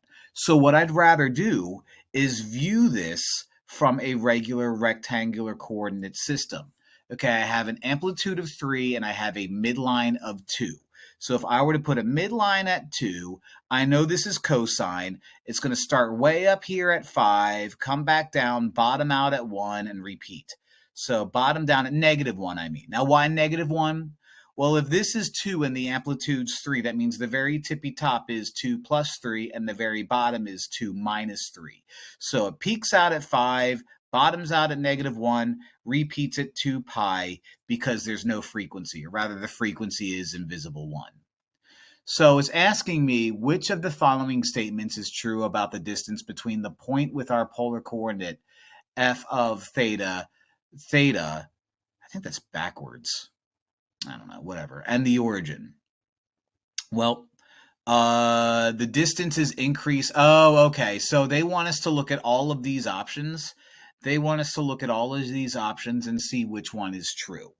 Okay, so basically I'm just going to, look at my points and see what's going on. So, I might mark up this graph that I have and, make it different. I don't know. We'll see. You are pi over 2, okay, because it crosses the midline there. You bottom out, so you are pi. You cross the midline there, so you're a 3 pi over 2, and you're 2 pi. A is asking me pi over 3, which is a little bit less than pi over 2. Remember, if you're thinking unit circle thoughts, pi over 3 is like a third of the way to pi, so you're like right here. And pi over 2 is right here. You are positive and increasing? Nope, you're positive and decreasing. So A is not correct because true, but not true. Okay, so let's choose another one. Between pi, so here's pi down here, and 3 pi over 2, so let's choose a different color dot and say 3 pi over 2. Between pi and 3 pi over 2, it's negative and increasing. Well, it's increasing, but it's not negative. It's negative right here, but then all of a sudden it becomes positive. So this is true, this is not. Let's try C. The distance between, pi over 3 again, so let's move you back to right around here somewhere. And pi over a half, very close to it. The distance is decreasing, that's true, because it's positive and decreasing on the interval. Well, yeah, there we go. We finally have it. So this is going down, and it's above the x-axis, so my guy is C. Now, why is D incorrect? The distance is decreasing from pi to 3 pi over 2. Well, it's not. It's increasing. So that's just immediately wrong, which makes the whole thing wrong. But there you go. The answer is C. Fun. Hope this helps. Here we are to the GOAT's ultimate practice test, and we finally have a calculator section. The worst and most annoying part about the calculator section of any AP exam is you probably don't need a calculator for most of them. For example, this one, you don't need a calculator for. So I'm not going to pull out the calculator. Why do they pull it on the calculator section? I have no idea. I'm not the Lord of AP. But a turtle is walking away from her home at a constant pace for 5 minutes. The turtle then stops for a short time to rest. After resting, the turtle spots food and moves at a rate 2 times faster than before, reaching her destination at 10 minutes. So without looking at this, you have a turtle walking slowly. At 5 minutes, it stops, and then it doesn't give us a specific time, but what it says, it goes 2 times faster. So you're going to try to make a line that's 2 times steeper, and then all of a sudden you hit 10. So which one of these has a regular line going to 5, stops for a little bit of time, and then has a double-looking steepness line, and then stops at 10? You look like you are going to 5, stops, but this line is the same as that line. That slope is the same as that slope, or at least it looks like it. Like if I were to take that line right there and compare it, yeah, they're the same. So you are not it close, but you are not it. You are going at a regular pace, stops, and that looks like it's double. That looks like it's double. I mean, you go from 0 to 5 in like 5 minutes. So, like 1 foot per second, 1 mile per hour, whatever it is. Okay, then all of a sudden you go from like 7 to 11 or whatever pretty quickly. So you have promise. So I'm going to hold on to you for a second. C has me going really fast, stopping at 5, and then slowing down because this slope is obviously not as steep as that slope. And then D kind of looks like the same thing, but I'm just going to ignore D because D has me saying that I stop at like 3 minutes or whatever, and this has me stopping at 5 minutes. So D's no good. So yeah, B is the correct answer for this guy. Again, where was the calculator for this problem? Nowhere. Nowhere to be seen. But, that's the way these AP tests go sometimes. They say you should use a calculator or can use a calculator, but you don't need to use the calculator. So hope this helps. In a certain simulation, the population of a virus-infected cells colony, sounds like fun, can be modeled using a geometric sequence, where the first day of the simulation is day 1. That's usually the case. The population on day 4 was 8,000, all right, and the population on day 8 was 72,000 virus-infected cells. What was the population of the colony on day 6 based on the simulation? Well, we have ourselves a calculator problem, and if you're wondering, how can I do this problem? There's no geometric sequence thing on my calculator. You're right, there isn't, but there's a little guy called expreg. And if you're like, what's that? That's called exponential regression. And what exponential regression does is gives you an exponential function. And if you're thinking, yeah, okay, great, but it says geometric sequence. Buddy, a geometric sequence is an exponential function. They're the same thing. It's just usually a geometric sequence deals with like a term 1, term 2, term 3. And with exponential regression, you're allowed to use like zeros and stuff like that, negatives. Where that wouldn't really make sense with a geometric sequence. They're still the same thing. So what we're going to do is we're going to run to our calculator. We're going to plug everything in. We're going to actually plug in 1, 8,000 and 8, 72,000, hit exponential regression, get an equation, and then see what happens when we plug in 6. Let's do it. All right, so if we're going to do any type of regression, exponential, linear, whatever, the first thing you're going to do is you're going to hit stat and then hit edit. Okay, so the 2 points that I had were 4, 8,000 and 8, 72,000. So 4 and 8 are going into my L1, my list 1, and 4 matched up with 8,000, so let's type that in, and 8 matched up with 72,000, so let's type that in. Let's go back to stat. Let's go back to calc. And what we want is exponential regression, which is way down here at 0, exponential regression. You're going to hit enter a bunch of times. Now, here's the thing. I'm going to use this equation to answer a future equation. So what I want to do is I want to store this so that when I hit y equals, it's going to be there. So you go to store regression equation, go to vars, go to y vars, hit function, hit y sub 1, and what that means is that's the equation that I come up with is going to store it in y sub 1. So we hit calculate, lots of 8s, 1 point whatever. I don't want to have to write that out. I don't want to have to remember that. All I want to do is go to y equals and see that it's there already. So what do I need? I need day 6. So if I want to plug in 6, that's an option, but not a fun one. So now that I have that in y sub 1, why don't I go to second table and go down to 6 where it tells me that it's 24,000. So my answer for day 6 is 24,000, so let's go back and answer it. All right, so our guy was 24,000. 24,000. So yeah, that's how you do it, exponential regression. The key there and the easy part there is that store equation thing, the store reg EQ thing, and hitting vars, going right, enter, enter. That makes life a lot easier. So try to remember that. You're going to be happy you did. Hope this helps. The function f of x equals x cubed minus 19.7x squared plus 91.74x minus 78.408 has a domain on x's in between 0 and 15 and including. At what x value does the graph of f of x change from decreasing to increasing? So this is obviously a calculator problem. And what I'm going to deal with is not only typing that in and graphing that, but also changing my window so that I can see all the action happening between 0 and 15. A regular calculator shows you -10 to +10. I want to see 0 and 15. So let's run to our calculator and see what that looks like. All right, so let's go to y equals and type our guy in. X cubed is going to look like that.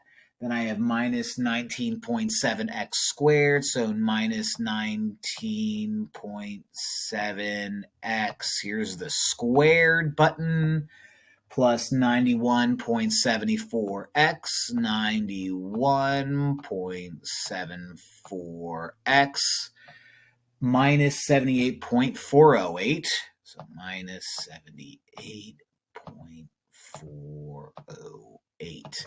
What I'm trying to do is find out where this guy is decreasing to increasing. Okay, now what that looks like, and I'll try to demonstrate that here, is you're going down and then hitting a bottom and going up. Now, as I said a couple seconds ago, when I hit graph, it's going to give me stuff happening from -10 to 10.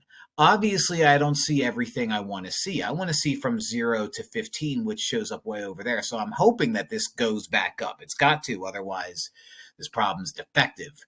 So I'm going to go to Window, and I'm going to change my x values from, let's do -1 just to be on the safe side, to 16 just to be on the safe side. Now, when I hit graph, I know that my graph is going to be like my picture is not going to be tall enough or it's not going to bottom out enough. See right there. So what I want to do is I want to change my window to change the y values too. So let's change the y min to -30 and change the y max to +30 and see if that does the job. Maybe it will, maybe it won't. Graph, no, it won't. So let's do it again. Now, if you're wondering, I know how to use these calculators. Why don't you hit zoom out? Because if I hit zoom out, that changes the x's, and I want to keep the x's the way it is. So let's do negative. No, not two negatives. That's impossible. How about negative? That looks like it went out a lot, so let's do negative 100. Maybe it's too much, but who really cares? What did I do? Oh, did I use the minus sign? I did. Negative. Learning lesson, kids, don't use the minus sign. Let's do 50. Not that we care about how high it goes. We care about how low it goes. Still not low enough. Man. So let's go to window and do negative 200. Hit graph. There we are. All right, so again, what we care about is where it goes from decreasing to increasing. So what we need is to find that local minimum right there. Local minimum. Now, how do I find a minimum value? Go to second, calc. There you are, minimum. So you can hit 3 or you can scroll down and there it is. Now it gives you a little blinky thing and we want to put the left bound on the left side of our minimum. So it's already there, so let's hit enter. Let's move to the right side of our minimum. There we go, there we go, there we go. Hit enter. And what this is saying is that your minimum is going to exist between these two areas. Now, if for some reason we weren't thinking and we put our left bound way over here, we're not going to get the area that we want. We have to make sure we have our left bound just to the left of our minimum and our right bound just to the right of our minimum. For guess, you always hit enter. I've never seen a time where guess was, important. But what we get here is our minimum happens at 10.10801. So 10.108 will do it. So let's go back and circle the option that gives us that. 10.108, the answer is C. So the way this problem is worded again is they want to go from decreasing to increasing, which means they want a local minimum. Oh my gosh, which is right there. If they were to say increasing to decreasing, you would do the same idea, but find your maximum. So it's all in the wording. And as you saw in the calculator part that we just did, we had to change our window quite a bit until I felt happy about graphing stuff. So if that's what you have to do, that's what you have to do. Part of learning how to use these calculators is troubleshooting those moments when you're not satisfied the second or third or fourth time. You go to window and try to figure stuff out. So, weird problem. The problem in general is not weird. It's just having to throw it in your calculator. That's the weird part. So hope this helps. The table gives values for a function m at selected values of t. Which of the following graphs could represent these data in a semi-log plot where the vertical axis is logarithmically scaled? All right, so I don't need a calculator here because I'm just given 3 graphs. Now, I had to make this problem with just an A, B, and a C because it's very hard to create semi-log plots and fit them all in one slide, so I didn't do it that way. Now, what you're looking for is a semi-log plot A where the vertical axis is logarithmically scaled. That's thing number 1. A semi-log plot where the vertical axis is logarithmically scaled goes like this, and as you work your way up, things get a little bit tighter. Okay, I could have done a much better job showing that. But what we see in A is the vertical axis is just linearly scaled. It goes up 200, then 400, then 600. That's not the guy we want. This is just a regular old coordinate plane. Now, B and C, those are our guys where it's logarithmically scaled, where we go from 10 to 100 to 1,000 to 10 to the 4th. Same thing over here, even though it's cut off. And as you can see, the horizontal parts are kind of squeezing in, just like I said it would. Now, the table is given, and the table is not giving us linear values. The table is giving us values that are exploding. In fact, it looks like you multiply by a 4-ish number every time. Not 4, maybe like 3 point something every time to move your way up. Okay, so this is exponential. I don't know exactly what that number is, but it's exponential. Okay, when these guys go up by 1s, this goes up by a multiple every single time. Now, on a log plot, if you have an exponential function, it would appear to be linear. And C gives me that. One more time, on a semi-log plot, if you have exponential values, the dots appear to be linear, and C gives me that. B gives me what looks like is quadratic or something like that. It gives me a curve. If you have a curve on a semi-log plot, you don't have an exponential function. So it's not going to be B. So although the temptation is to look at this and be like, oh yeah, no, it's exponential, so it should look like that, exponential growth. Yeah, it'll look like this on a rectangular plane, but it'll look like this on a semi-log plot. So one of those things where you only see semi-log plots really in AP Precalculus. I've never seen it anywhere else in my 20 years of teaching and extra 6 years of colleges. So take it for what it's worth. Semi-log plots, super important. But, hope this helps. Let g of x equals 9.651 cosine pi over 5.543 x minus 1.269, nice, plus 1.911, nice, on intervals 0, 10. Which of the following statements is not true? All right, so we need the lie in all of this. We need the lie. So obviously what I need to do is I need to run to my calculator because there's no way I'm doing this without a calculator. I'm going to y equals, I'm plugging that in. I'm graphing that on 0, 10, which is good news. And, seeing which one of these is not true. So let's go and see what happens. All right, let's graph this really gross equation. We've got y equals 9.651. Here's my cosine. It automatically pops up a parentheses. I'm really paranoid with fractions, so I'm just going to put a parentheses there for the fraction. Probably not necessary, but I don't know. I'm afraid if I don't do this and I attach x, it's going to think that like my x belongs in the denominator, which I definitely don't want it to go. So that's me plugging that in. That's me ending the fraction, and that's me putting in x. Now I need to subtract 1.269, so minus 1.269. I'm going to close that parentheses, and I'm going to add 1.911. Let's hit graph and see what we get. All right, so we have a peak just outside. We only care about stuff between 0 and 10, so I'm going to fix my window. I'm going to change the y min to -1, okay, because I'm going from 0 to 10, but I always like to have that little bit of cushion. It goes to 11 for my x, okay. I need to add more stuff to the y, so I'm going to change the y max to 13. I don't know. That should do it, though, I think. Yeah, that should do it just fine. Now, I only care about stuff between here and 10, which is right here. So I need to find the lie. So let's see if A is true. The minimum value occurs at x equals 7.782. So I need to find the minimum value, which is going to be right there. So to find a minimum, we go to second calc. There's the word minimum, so we can hit 3 or scroll down and hit enter. In order to calculate the minimum, we've moved my cursor just to the left of the minimum, and then move it just to the right of the minimum for right bound. And then it's going to give me a spot where it says, my answer, my minimum, is going to be in between these two. Guess is always enter. I've never seen a time where it's never that.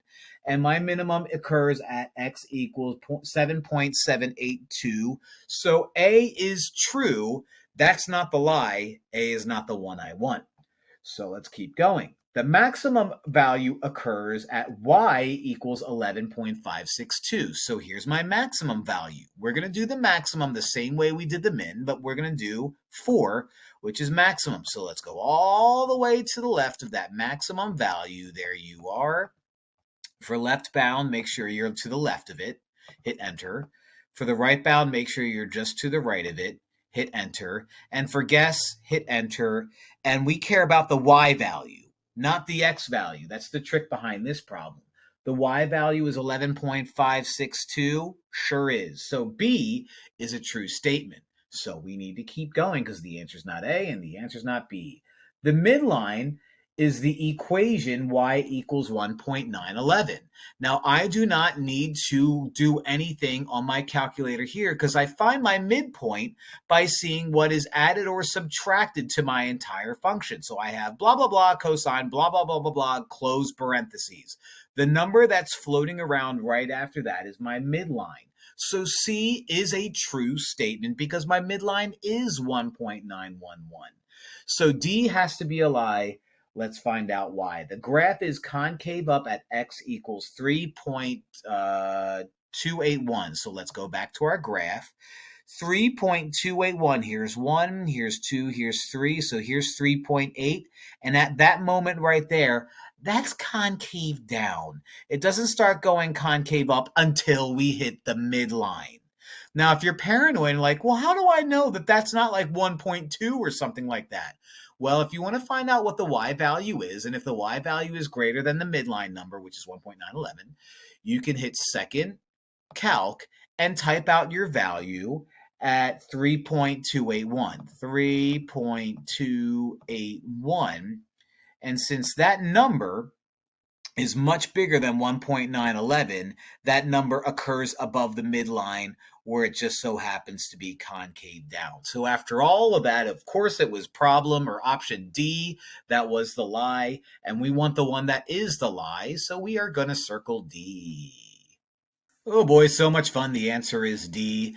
Again, we wanted the lie. You were true. You were true. I didn't even need a calculator to see that you were true, but you were the one that was a lie because it happened like right around there. So that's concave down.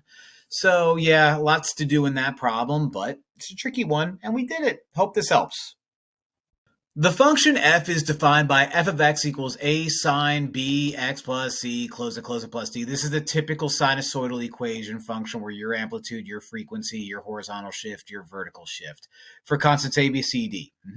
In the xy plane, the points 3, 4, and 5x represent a minimum value and a maximum value respectively. On the graph of f, what are the values of a and d?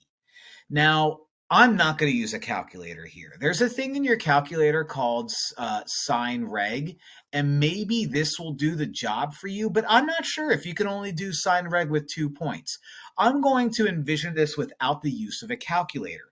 It tells me that you're a minimum and you're a maximum. So if I graph that, right, and it's all above here. If I graph that and my minimum is 1, 2, 3, and my maximum is at 5, and it happens at 4, and it happens at 8, it's going to look something like this.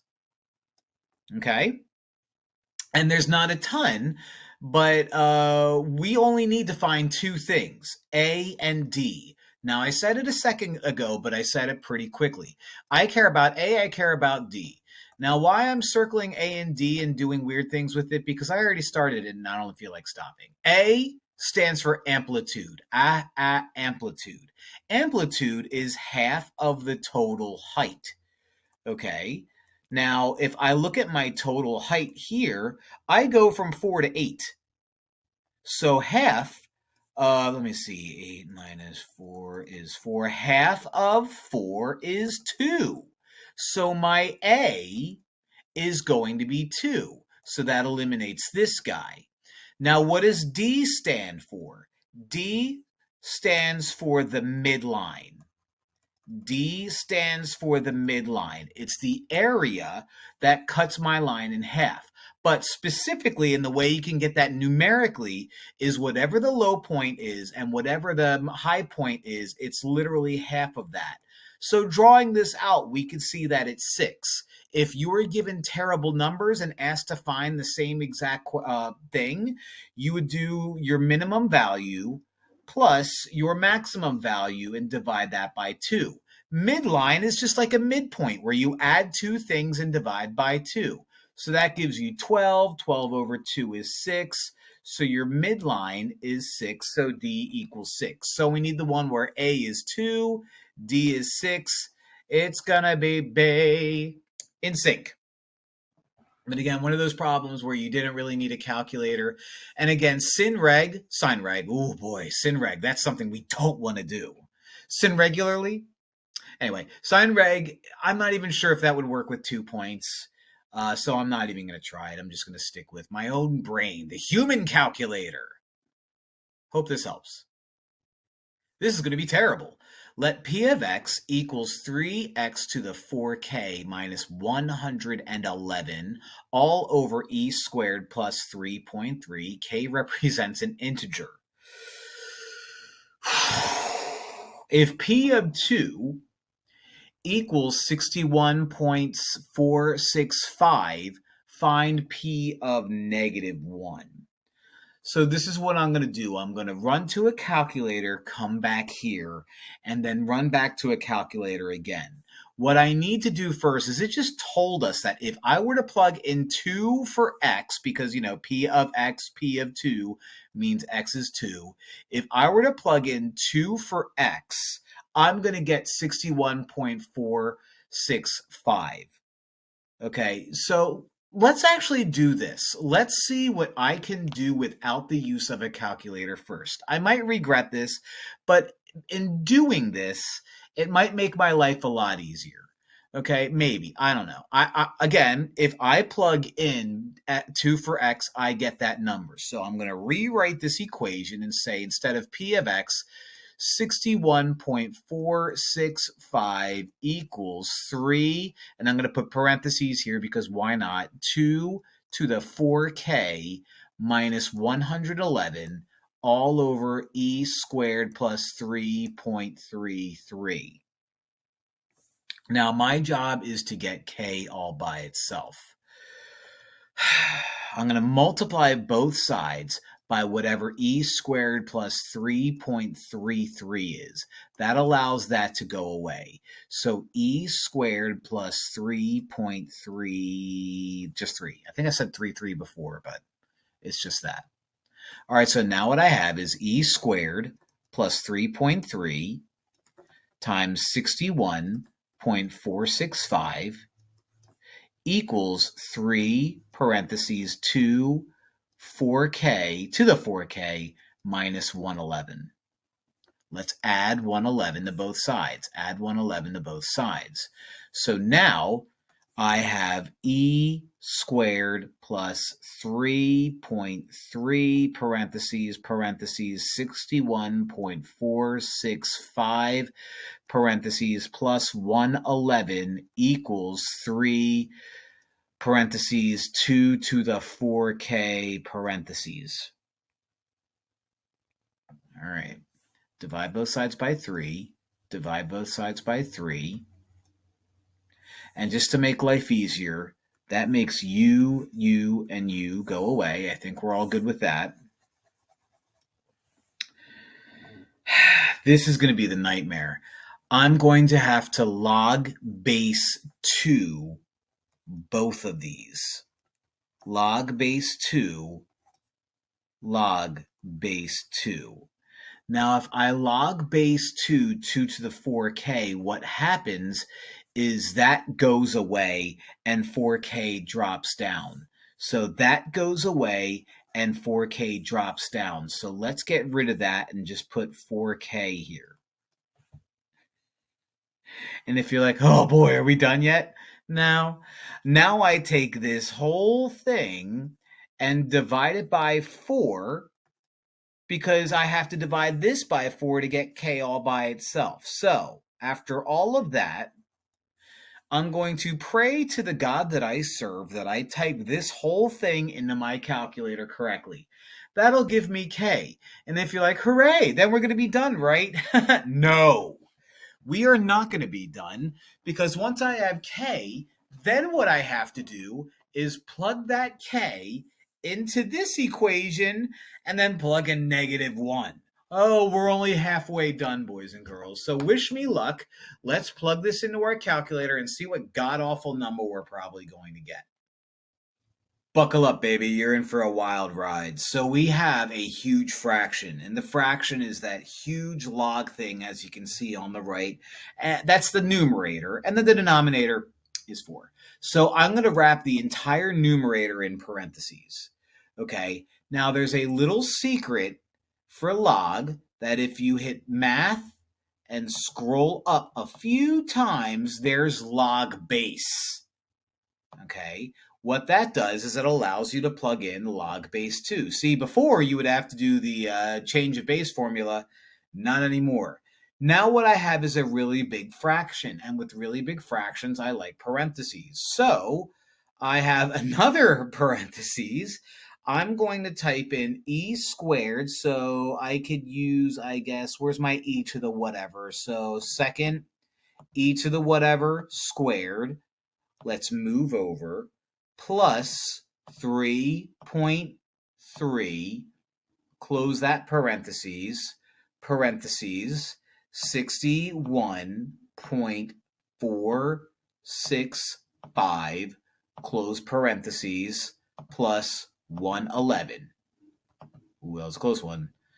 And close that parentheses. So I have left 1, 2, 3 open. Now I'm back to 2 open. Now I'm at 3 open, 2 open, 1 open. So I need to put divided by 3 and close it. Now I take all of that and divide it by 4. And close that. And I get the number, you've got to be kidding me, 6. After all of that, I get 6? All right, I'll take it. Let's go back and use it. Now, remember, this gives us k. So k is 6. So let's go back and deal with that. Well, who'd have thunk it? After all of that, k is 6. So this is what I need to do. I need to do this again and replace k with 6, now that I know that k is 6, and then plug in -1 for x. So in my calculator, I'm going to plug in 3 times -1 to the 4 times 6, so to the 24, minus 111, all over e squared plus 3.3. So let's do that and see what happens. All right, so just like I said before, I'm paranoid about fractions, so let's put a parentheses there. 3 parentheses -1 to the 4 times 6, so I'm just going to put 24 because I don't want to risk screwing something up. Minus 111. Close that parentheses. Divided by, open parentheses, e squared, so let's do this again, second ln squared, plus 3.3, close it, and we get -10.1037, so -10.104. So let's go back and select that one. All right, well, that was awful. That was awful, but after all of that, we got it. So, yeah, I mean, this is one of those problems where the kids who get the 5s might get this one correct. It's really difficult. I mean, look at it. It's not fun, and it's awful, and it's the 35th problem that you're doing on a 40-problem multiple choice exam. So if you get to this point and you're like, well, this stinks, yeah, I don't blame you. But, we did it here, and maybe you'll see one like it. So I hope this helps. Two function models, k and m, are constructed to represent the population of deer in a forest. Both k of t and m of t represent the population of deer after t years for t is greater than or equal to 2. Interesting. I wonder if that's going to come into play later. If k of t is 200 minus 30 ln of t, and m of t is -5t plus 200, what is the first time t that the population predicted by the logarithmic? By the way, k is the logarithmic, and a model will be 10 years less. Ooh, look at me emphasizing that word with a bold font. 10 years less than the population predicted by the linear model, which would be m. You're the linear model. So I need to see when k is 10 less than m. So basically what I'm asking you is, when is k of t 10 less than m of t? Well, this is what I'm going to do. I'm going to run to my calculator, and I'm going to type this in the y sub 1 part. So I'm going to, in my calculator and in my TI-84 Plus, I'm going to type in y sub 1 equals 2 hundo minus 30 ln of t. All right, pretty simple. In my y sub 2, I care about when this is 10 less than that. So basically, if I have -5t plus 200, I want this to be 10 less than that. So I just subtract 10. So basically what I do is, in my graphing calculator, I don't want 200, I want 110, because I'm making an adjustment. So let's run to our calculators and see what happens when we take care of that. And by the way, what I'm going to do is I'm going to run to my calculator and find the intersection of these two lines. So let's do it. All right, let's do it. We have y equals, and we're going to type in just what I said we'd type in, 200 minus 30 ln of t. So here's my ln button. Of course, it's not going to be t, it's going to be x, but we know what to do. That's the first equation. The second equation is going to be negative 5 instead of tx plus 1,900. Now, since we are dealing with a 200 that's floating around in y sub 1 and a 190 that's floating around, those are y-intercepts. So I'm not going to hit graph and expect to see anything. So what I could do whenever I don't see anything, usually something that kind of works, is going to be zoom fit, which, I scroll up to 0 or I just hit 0 and hit enter and zoom fit. Now here's the thing. Let's just make believe that I'm blindly going to do this and not think at all. Okay. If I go to second calc and hit intersect, right? And I'm going to think, oh, okay, well, there's an intersection right there. Let's plug it in. Well, all right, let's do it. Let's plug it in. Let's go to the first curve, hit enter just to the left of it. Let's go to the right of it and hit enter just to the right of it and hit enter again. I get 1.922. And I'm like, oh, great, 1.922. That's awesome. Now, here's the issue. Do you remember in the original problem, t is supposed to be greater than or equal to 0. This isn't greater than or equal to 0. This isn't my answer. Now, if I notice my graphs, okay, this is the ln1, okay? And if you look back, since it's negative ln, that's why it's curling down like that. It's doing the mirror reflection over the x-axis. This is the linear guy. This is probably going to keep going down and to the right, and this is going to keep leveling out. And so these guys are going to intersect again off here, off screen. So what I need to do is maybe I just need to hit zoom out a little bit and see if I get another intersection. Oh, look at that. Another intersection, just like I predicted. So this original guy isn't going to do it. So we have to hit intersect again. So second trace intersect. Let's go over here, make sure I get close enough, but not too close, just to the left of it. Hit enter. Let's move just to the right of it. Hit enter, always hit enter for guess, and it's giving me 13.7077, so 13.708 should be my guy. So I'm going to run back to my calculator, hit 13.708, and get my answer. Tricky, tricky, tricky, tricky, tricky problem. This was a tricky problem. First things first, it couldn't be simple where they were just like, hey, find out when these guys are equal to each other. They had to throw this part in there. Then they also had to throw this part in there. So it's a tricky problem. So be prepared for tricky problems like that guy right there. Hope this helps. How many complete cycles will y equals 4 sine 4x minus 3 sine 6x complete on the interval 0 is less than or equal to x is less than or equal to 100? So, ugh. All right, well, this is what I would do.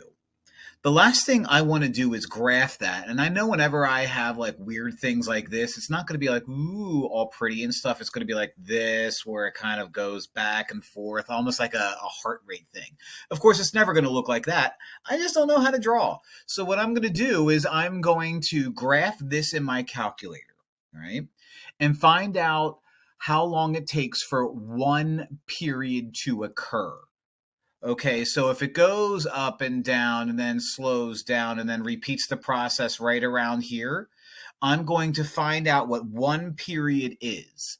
Once I have one period, say it's 10, it's probably not, but say it's 10, then what I'll do is I'll just divide 100 by 10 and get how many times it repeats. Watch it be 10. I actually don't know, but let's see what happens, and maybe it is 10, and maybe I've just wasted a whole bunch of your time. Not my time, YouTube money. Let's go to our calculator. Y equals 4. There's my sine 4x. Close parentheses. Minus 3 sine 6x.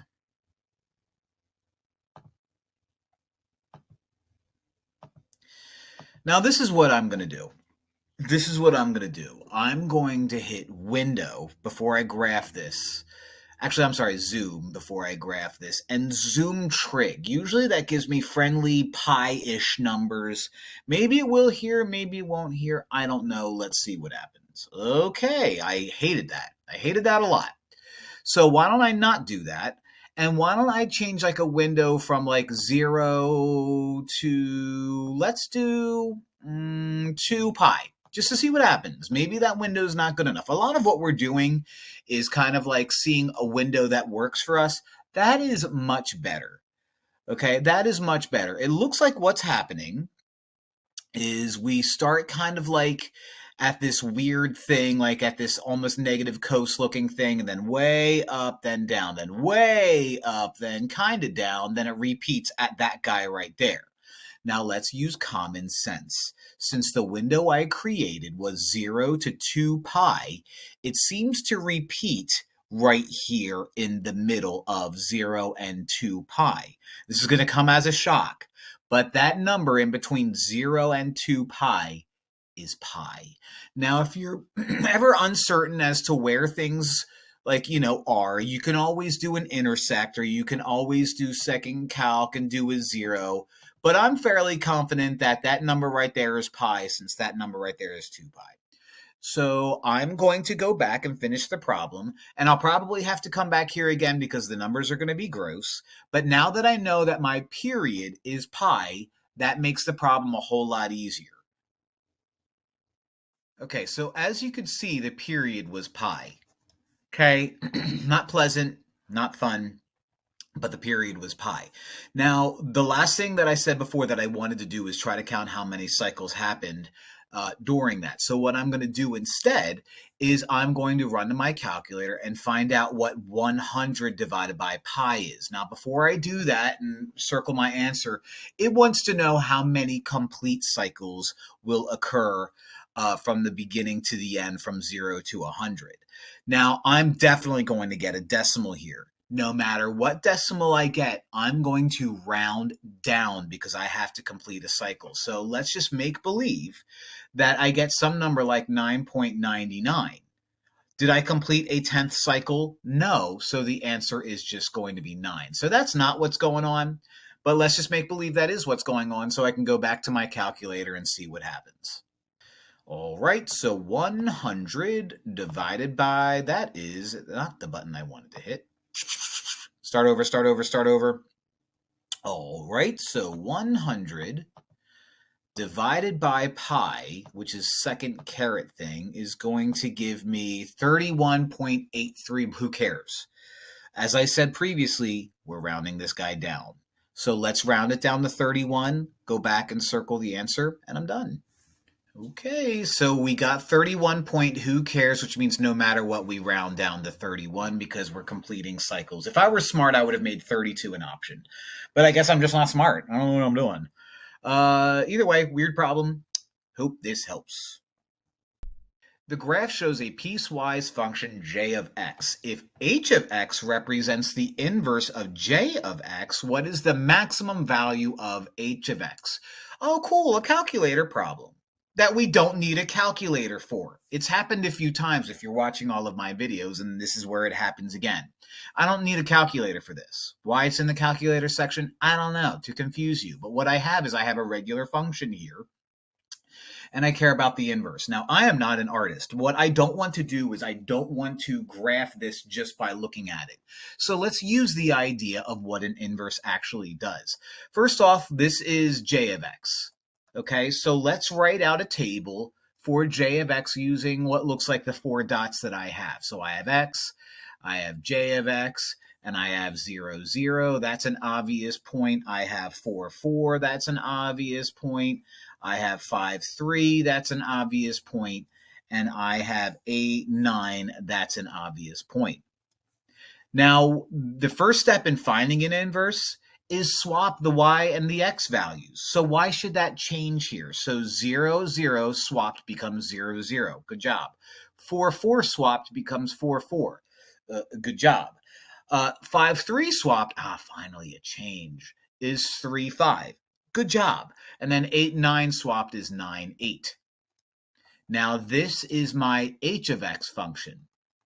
Now, if you wanted to graph it, you could dot here, 3, 5 is a dot here, and then 9, 8 is a dot here. So you would connect these two. Now, by the way, if you're like, why hasn't it changed here? Graphically, the inverse is a reflection over the y equals x axis. This part right here is the graph y equals x. So this is a reflection, so nothing changes. Now we finally do have a reflection.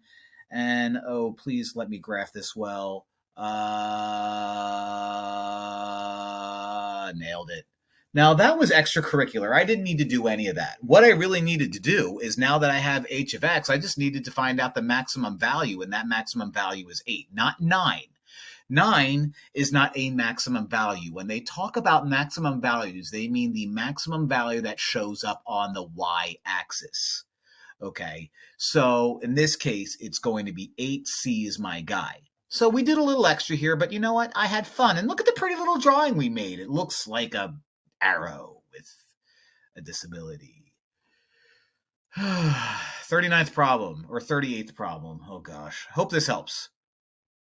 Let d of x equals 4 point sine, parentheses, 2.51x minus 2, close it, and b of x equal d of x, which is that, plus 2.5.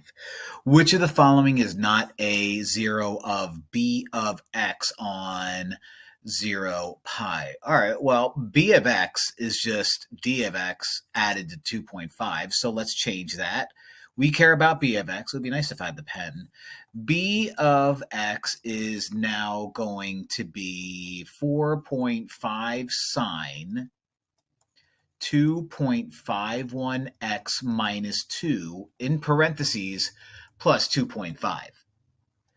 Okay, so all I did was rewrite d of x, add the 2.5. I just added the midline there. So what I need is, I need to zero in on 0 to pi, and I need to graph this on a graphing calculator and find out which one of these is not a 0, which means 3 of these will be. So let's go to our calculator and see what happens.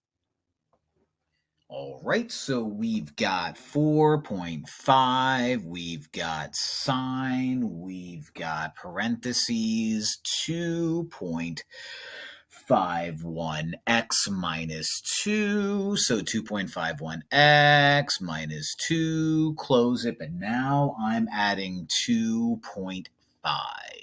So I care about when things happen between 0 and pi. So why don't I just run to my window and make the x min 0 and the x max pi? Okay. Since I'm lifting this up 2.5 and my amplitude is 4.5, this will go up to 6, so we'll put you at 7. This is not necessary, by the way. This is me just adding stuff. And let's go down to -5. That way we get a little bit clearer or zoom in version of what we're dealing with. See what I did? It wasn't necessary to change the y min, but changing the x min and max made life better. So 0 number uno, 0 numero 2, and 0 option D is right there. I made a joke. Came from like Home Alone or something like that. I need to find all 3 of these zeros. Now, you might be able to look at these and say, I know my answer already, it's B. Great. But let's just make sure we know what we're doing. If I want to find exactly what the values are for 0, you hit second, calc, and go to 0. All right. Zeros are where your line or curve crosses the x-axis. So to find the first 0, I go to the left of it for the left bound, hit enter. Go to the right of it for the right bound, hit enter. This guy tells me that my 0 exists in between the 2 little arrows, which is correct. Always hit enter for guess, and we get 0.562, which means A is a 0, which means A, we're going to cross it out. Now to find the second one over here, which is going to be 2 point something, we hit second calc, we hit 0 again, we go all the way over here just to the left of where it crosses the x-axis, hit enter. Let's go to the right of where it crosses the x-axis, hit enter. For guess, hit enter. And now C is no longer an option that I want because 2.283 is a 0 and I want the one that is not a 0. So let's find this 3 point whatever it is. Second, calc, 0. Let's go just to the left of it, just to the right of it, in the little space that I have. Hit enter, 3.065. So it looks like the guy that wasn't my guy was 2. Again, could I have noticed that immediately without having to do the 3-0 things that I just did? Yep, but I wanted to show you that just in case you run into a problem where you need to find zeros and you're just going to have to do the process anyway. So let's go back and circle C. No, circle B. Oh, wait, no, circle B. Ugh. Let's go back and circle our answer. If only I knew how to speak. The answer is B. And again, we could have noticed that without having to do the zeros thing, but it was good for you. It was good for me, that's for sure. Speaking, though, I'm just not good at. It's too late in the evening for me. And too late in the test, because this is problem 39, which means we have one more multiple choice to go. So hope this helps. A water wheel spins clockwise at a rate of 90 complete revolutions per 60 minutes. The radius of the water wheel is 12 feet. The center is built 8 feet above water level. One of the spokes of the water wheel is painted green. Which of the following sinusoidal functions models the height of the edge of the green spoke h with respect to time in minutes denoted as m? So this is a calculator problem. I ain't going to use it. Sine reg here, which is, sinusoidal regression, just like linear regression, just like quadratic and exponential, all that stuff, ln reg, I guess you could use it. But it's sine reg you're going to want to use when you're given a bunch of points. I'm not given any points here, so I'm not going to use sine reg. So I'm going to use my human calculator, my brain. Now, I like to create a picture whenever I deal with these and use that picture as my guide. What do I have? Well, the green spoke is right here at the middle. Okay, so I have a midline, and my midline is 8 feet above water level. So my midline is going to be at 8. So let's put an 8 right there. There is my midline. Hooray. Now, whenever you're given a sinusoidal problem and you are given a radius, that radius is your amplitude. So what's going to happen is as this guy turns counterclockwise, you're going to hit a tippy top. And that tippy top is going to be the length of the radius. So 12 plus that radius is going to be 20 feet up in the air. So that's going to be my maximum, is 20. As this guy goes underwater, it's going to go under 12 taken away from 6, which means it's going to bottom out at -4. And if you're thinking, whoa, buddy, you can't have negatives for real-life sinusoidal problems. You sure can if you're going underwater, and this looks like it's underwater to me. So I'm going to go with that. Now, as this rotates counterclockwise, you are starting at the midline and moving up and then down, and then up and then down. So you're starting at the midline and you're moving up and then down and then up and then I'm out of space. Okay. Now that to me looks like a sine. A sine, I know here it starts at 8, but a sine starts at usually the x-axis, or in this case the midline. It starts right there at that origin point and goes up and down and up and down and blah, blah, blah. So this is sine. So, I guess we have no choice, but it is sine. Now, what this means is as I start to build this equation, I know one thing I don't have. Now, what I do have is I have an amplitude. I have a midline. What I need to do is figure out what my period is. Now, if I'm looking at all this and trying to write an equation, I'm comparing it to y equals a parentheses sine parentheses b parentheses x minus c, close it. Actually, I really don't like that parentheses there. Let's get rid of you. Close it, and then plus d at the end. Okay? Now, what's what? Well, you're my amplitude. I already know that. So my amplitude is 12. You're my midline. I already know that. What I also know is since this is starting at sine, I'm not going to have a horizontal transformation or translation. I'm not going to move left or right anywhere. Okay, so that minus c is useless. What I don't have is b. B is the frequency. B is not the period. I'm going to have a hard time trying to figure out using these numbers what the frequency are. So what I'll do instead is I will find out what the period is. Now the period lives right here where it starts over. If this guy is going to do 90 things in a course of 60 minutes, that means this number right here is going to be 60 over 90, which is 2/3. Now, does that mean I'm going to do 2/3 here? No, that's not even an option. That's my frequency. The way, actually I do, well, I don't, it's 90 over 60. Oh, that was a close one. What I need to do is I need to find out what my frequency is. Now, my frequency is found out by doing 2 pi over the period, which is 2/3. Okay, multiply the top and the bottom by 3/2 rather, it's reciprocal. So that crosses out, that crosses out, that crosses out, that crosses out. I now have 2 pi times 3 over 2. So the 2's cross out, and I'm left with 3 pi. So my period is 3 pi. So putting this all together and using h of m and using m instead of x, I have h of m equals 12 sine 3 pi x, because I don't have a horizontal translation, or m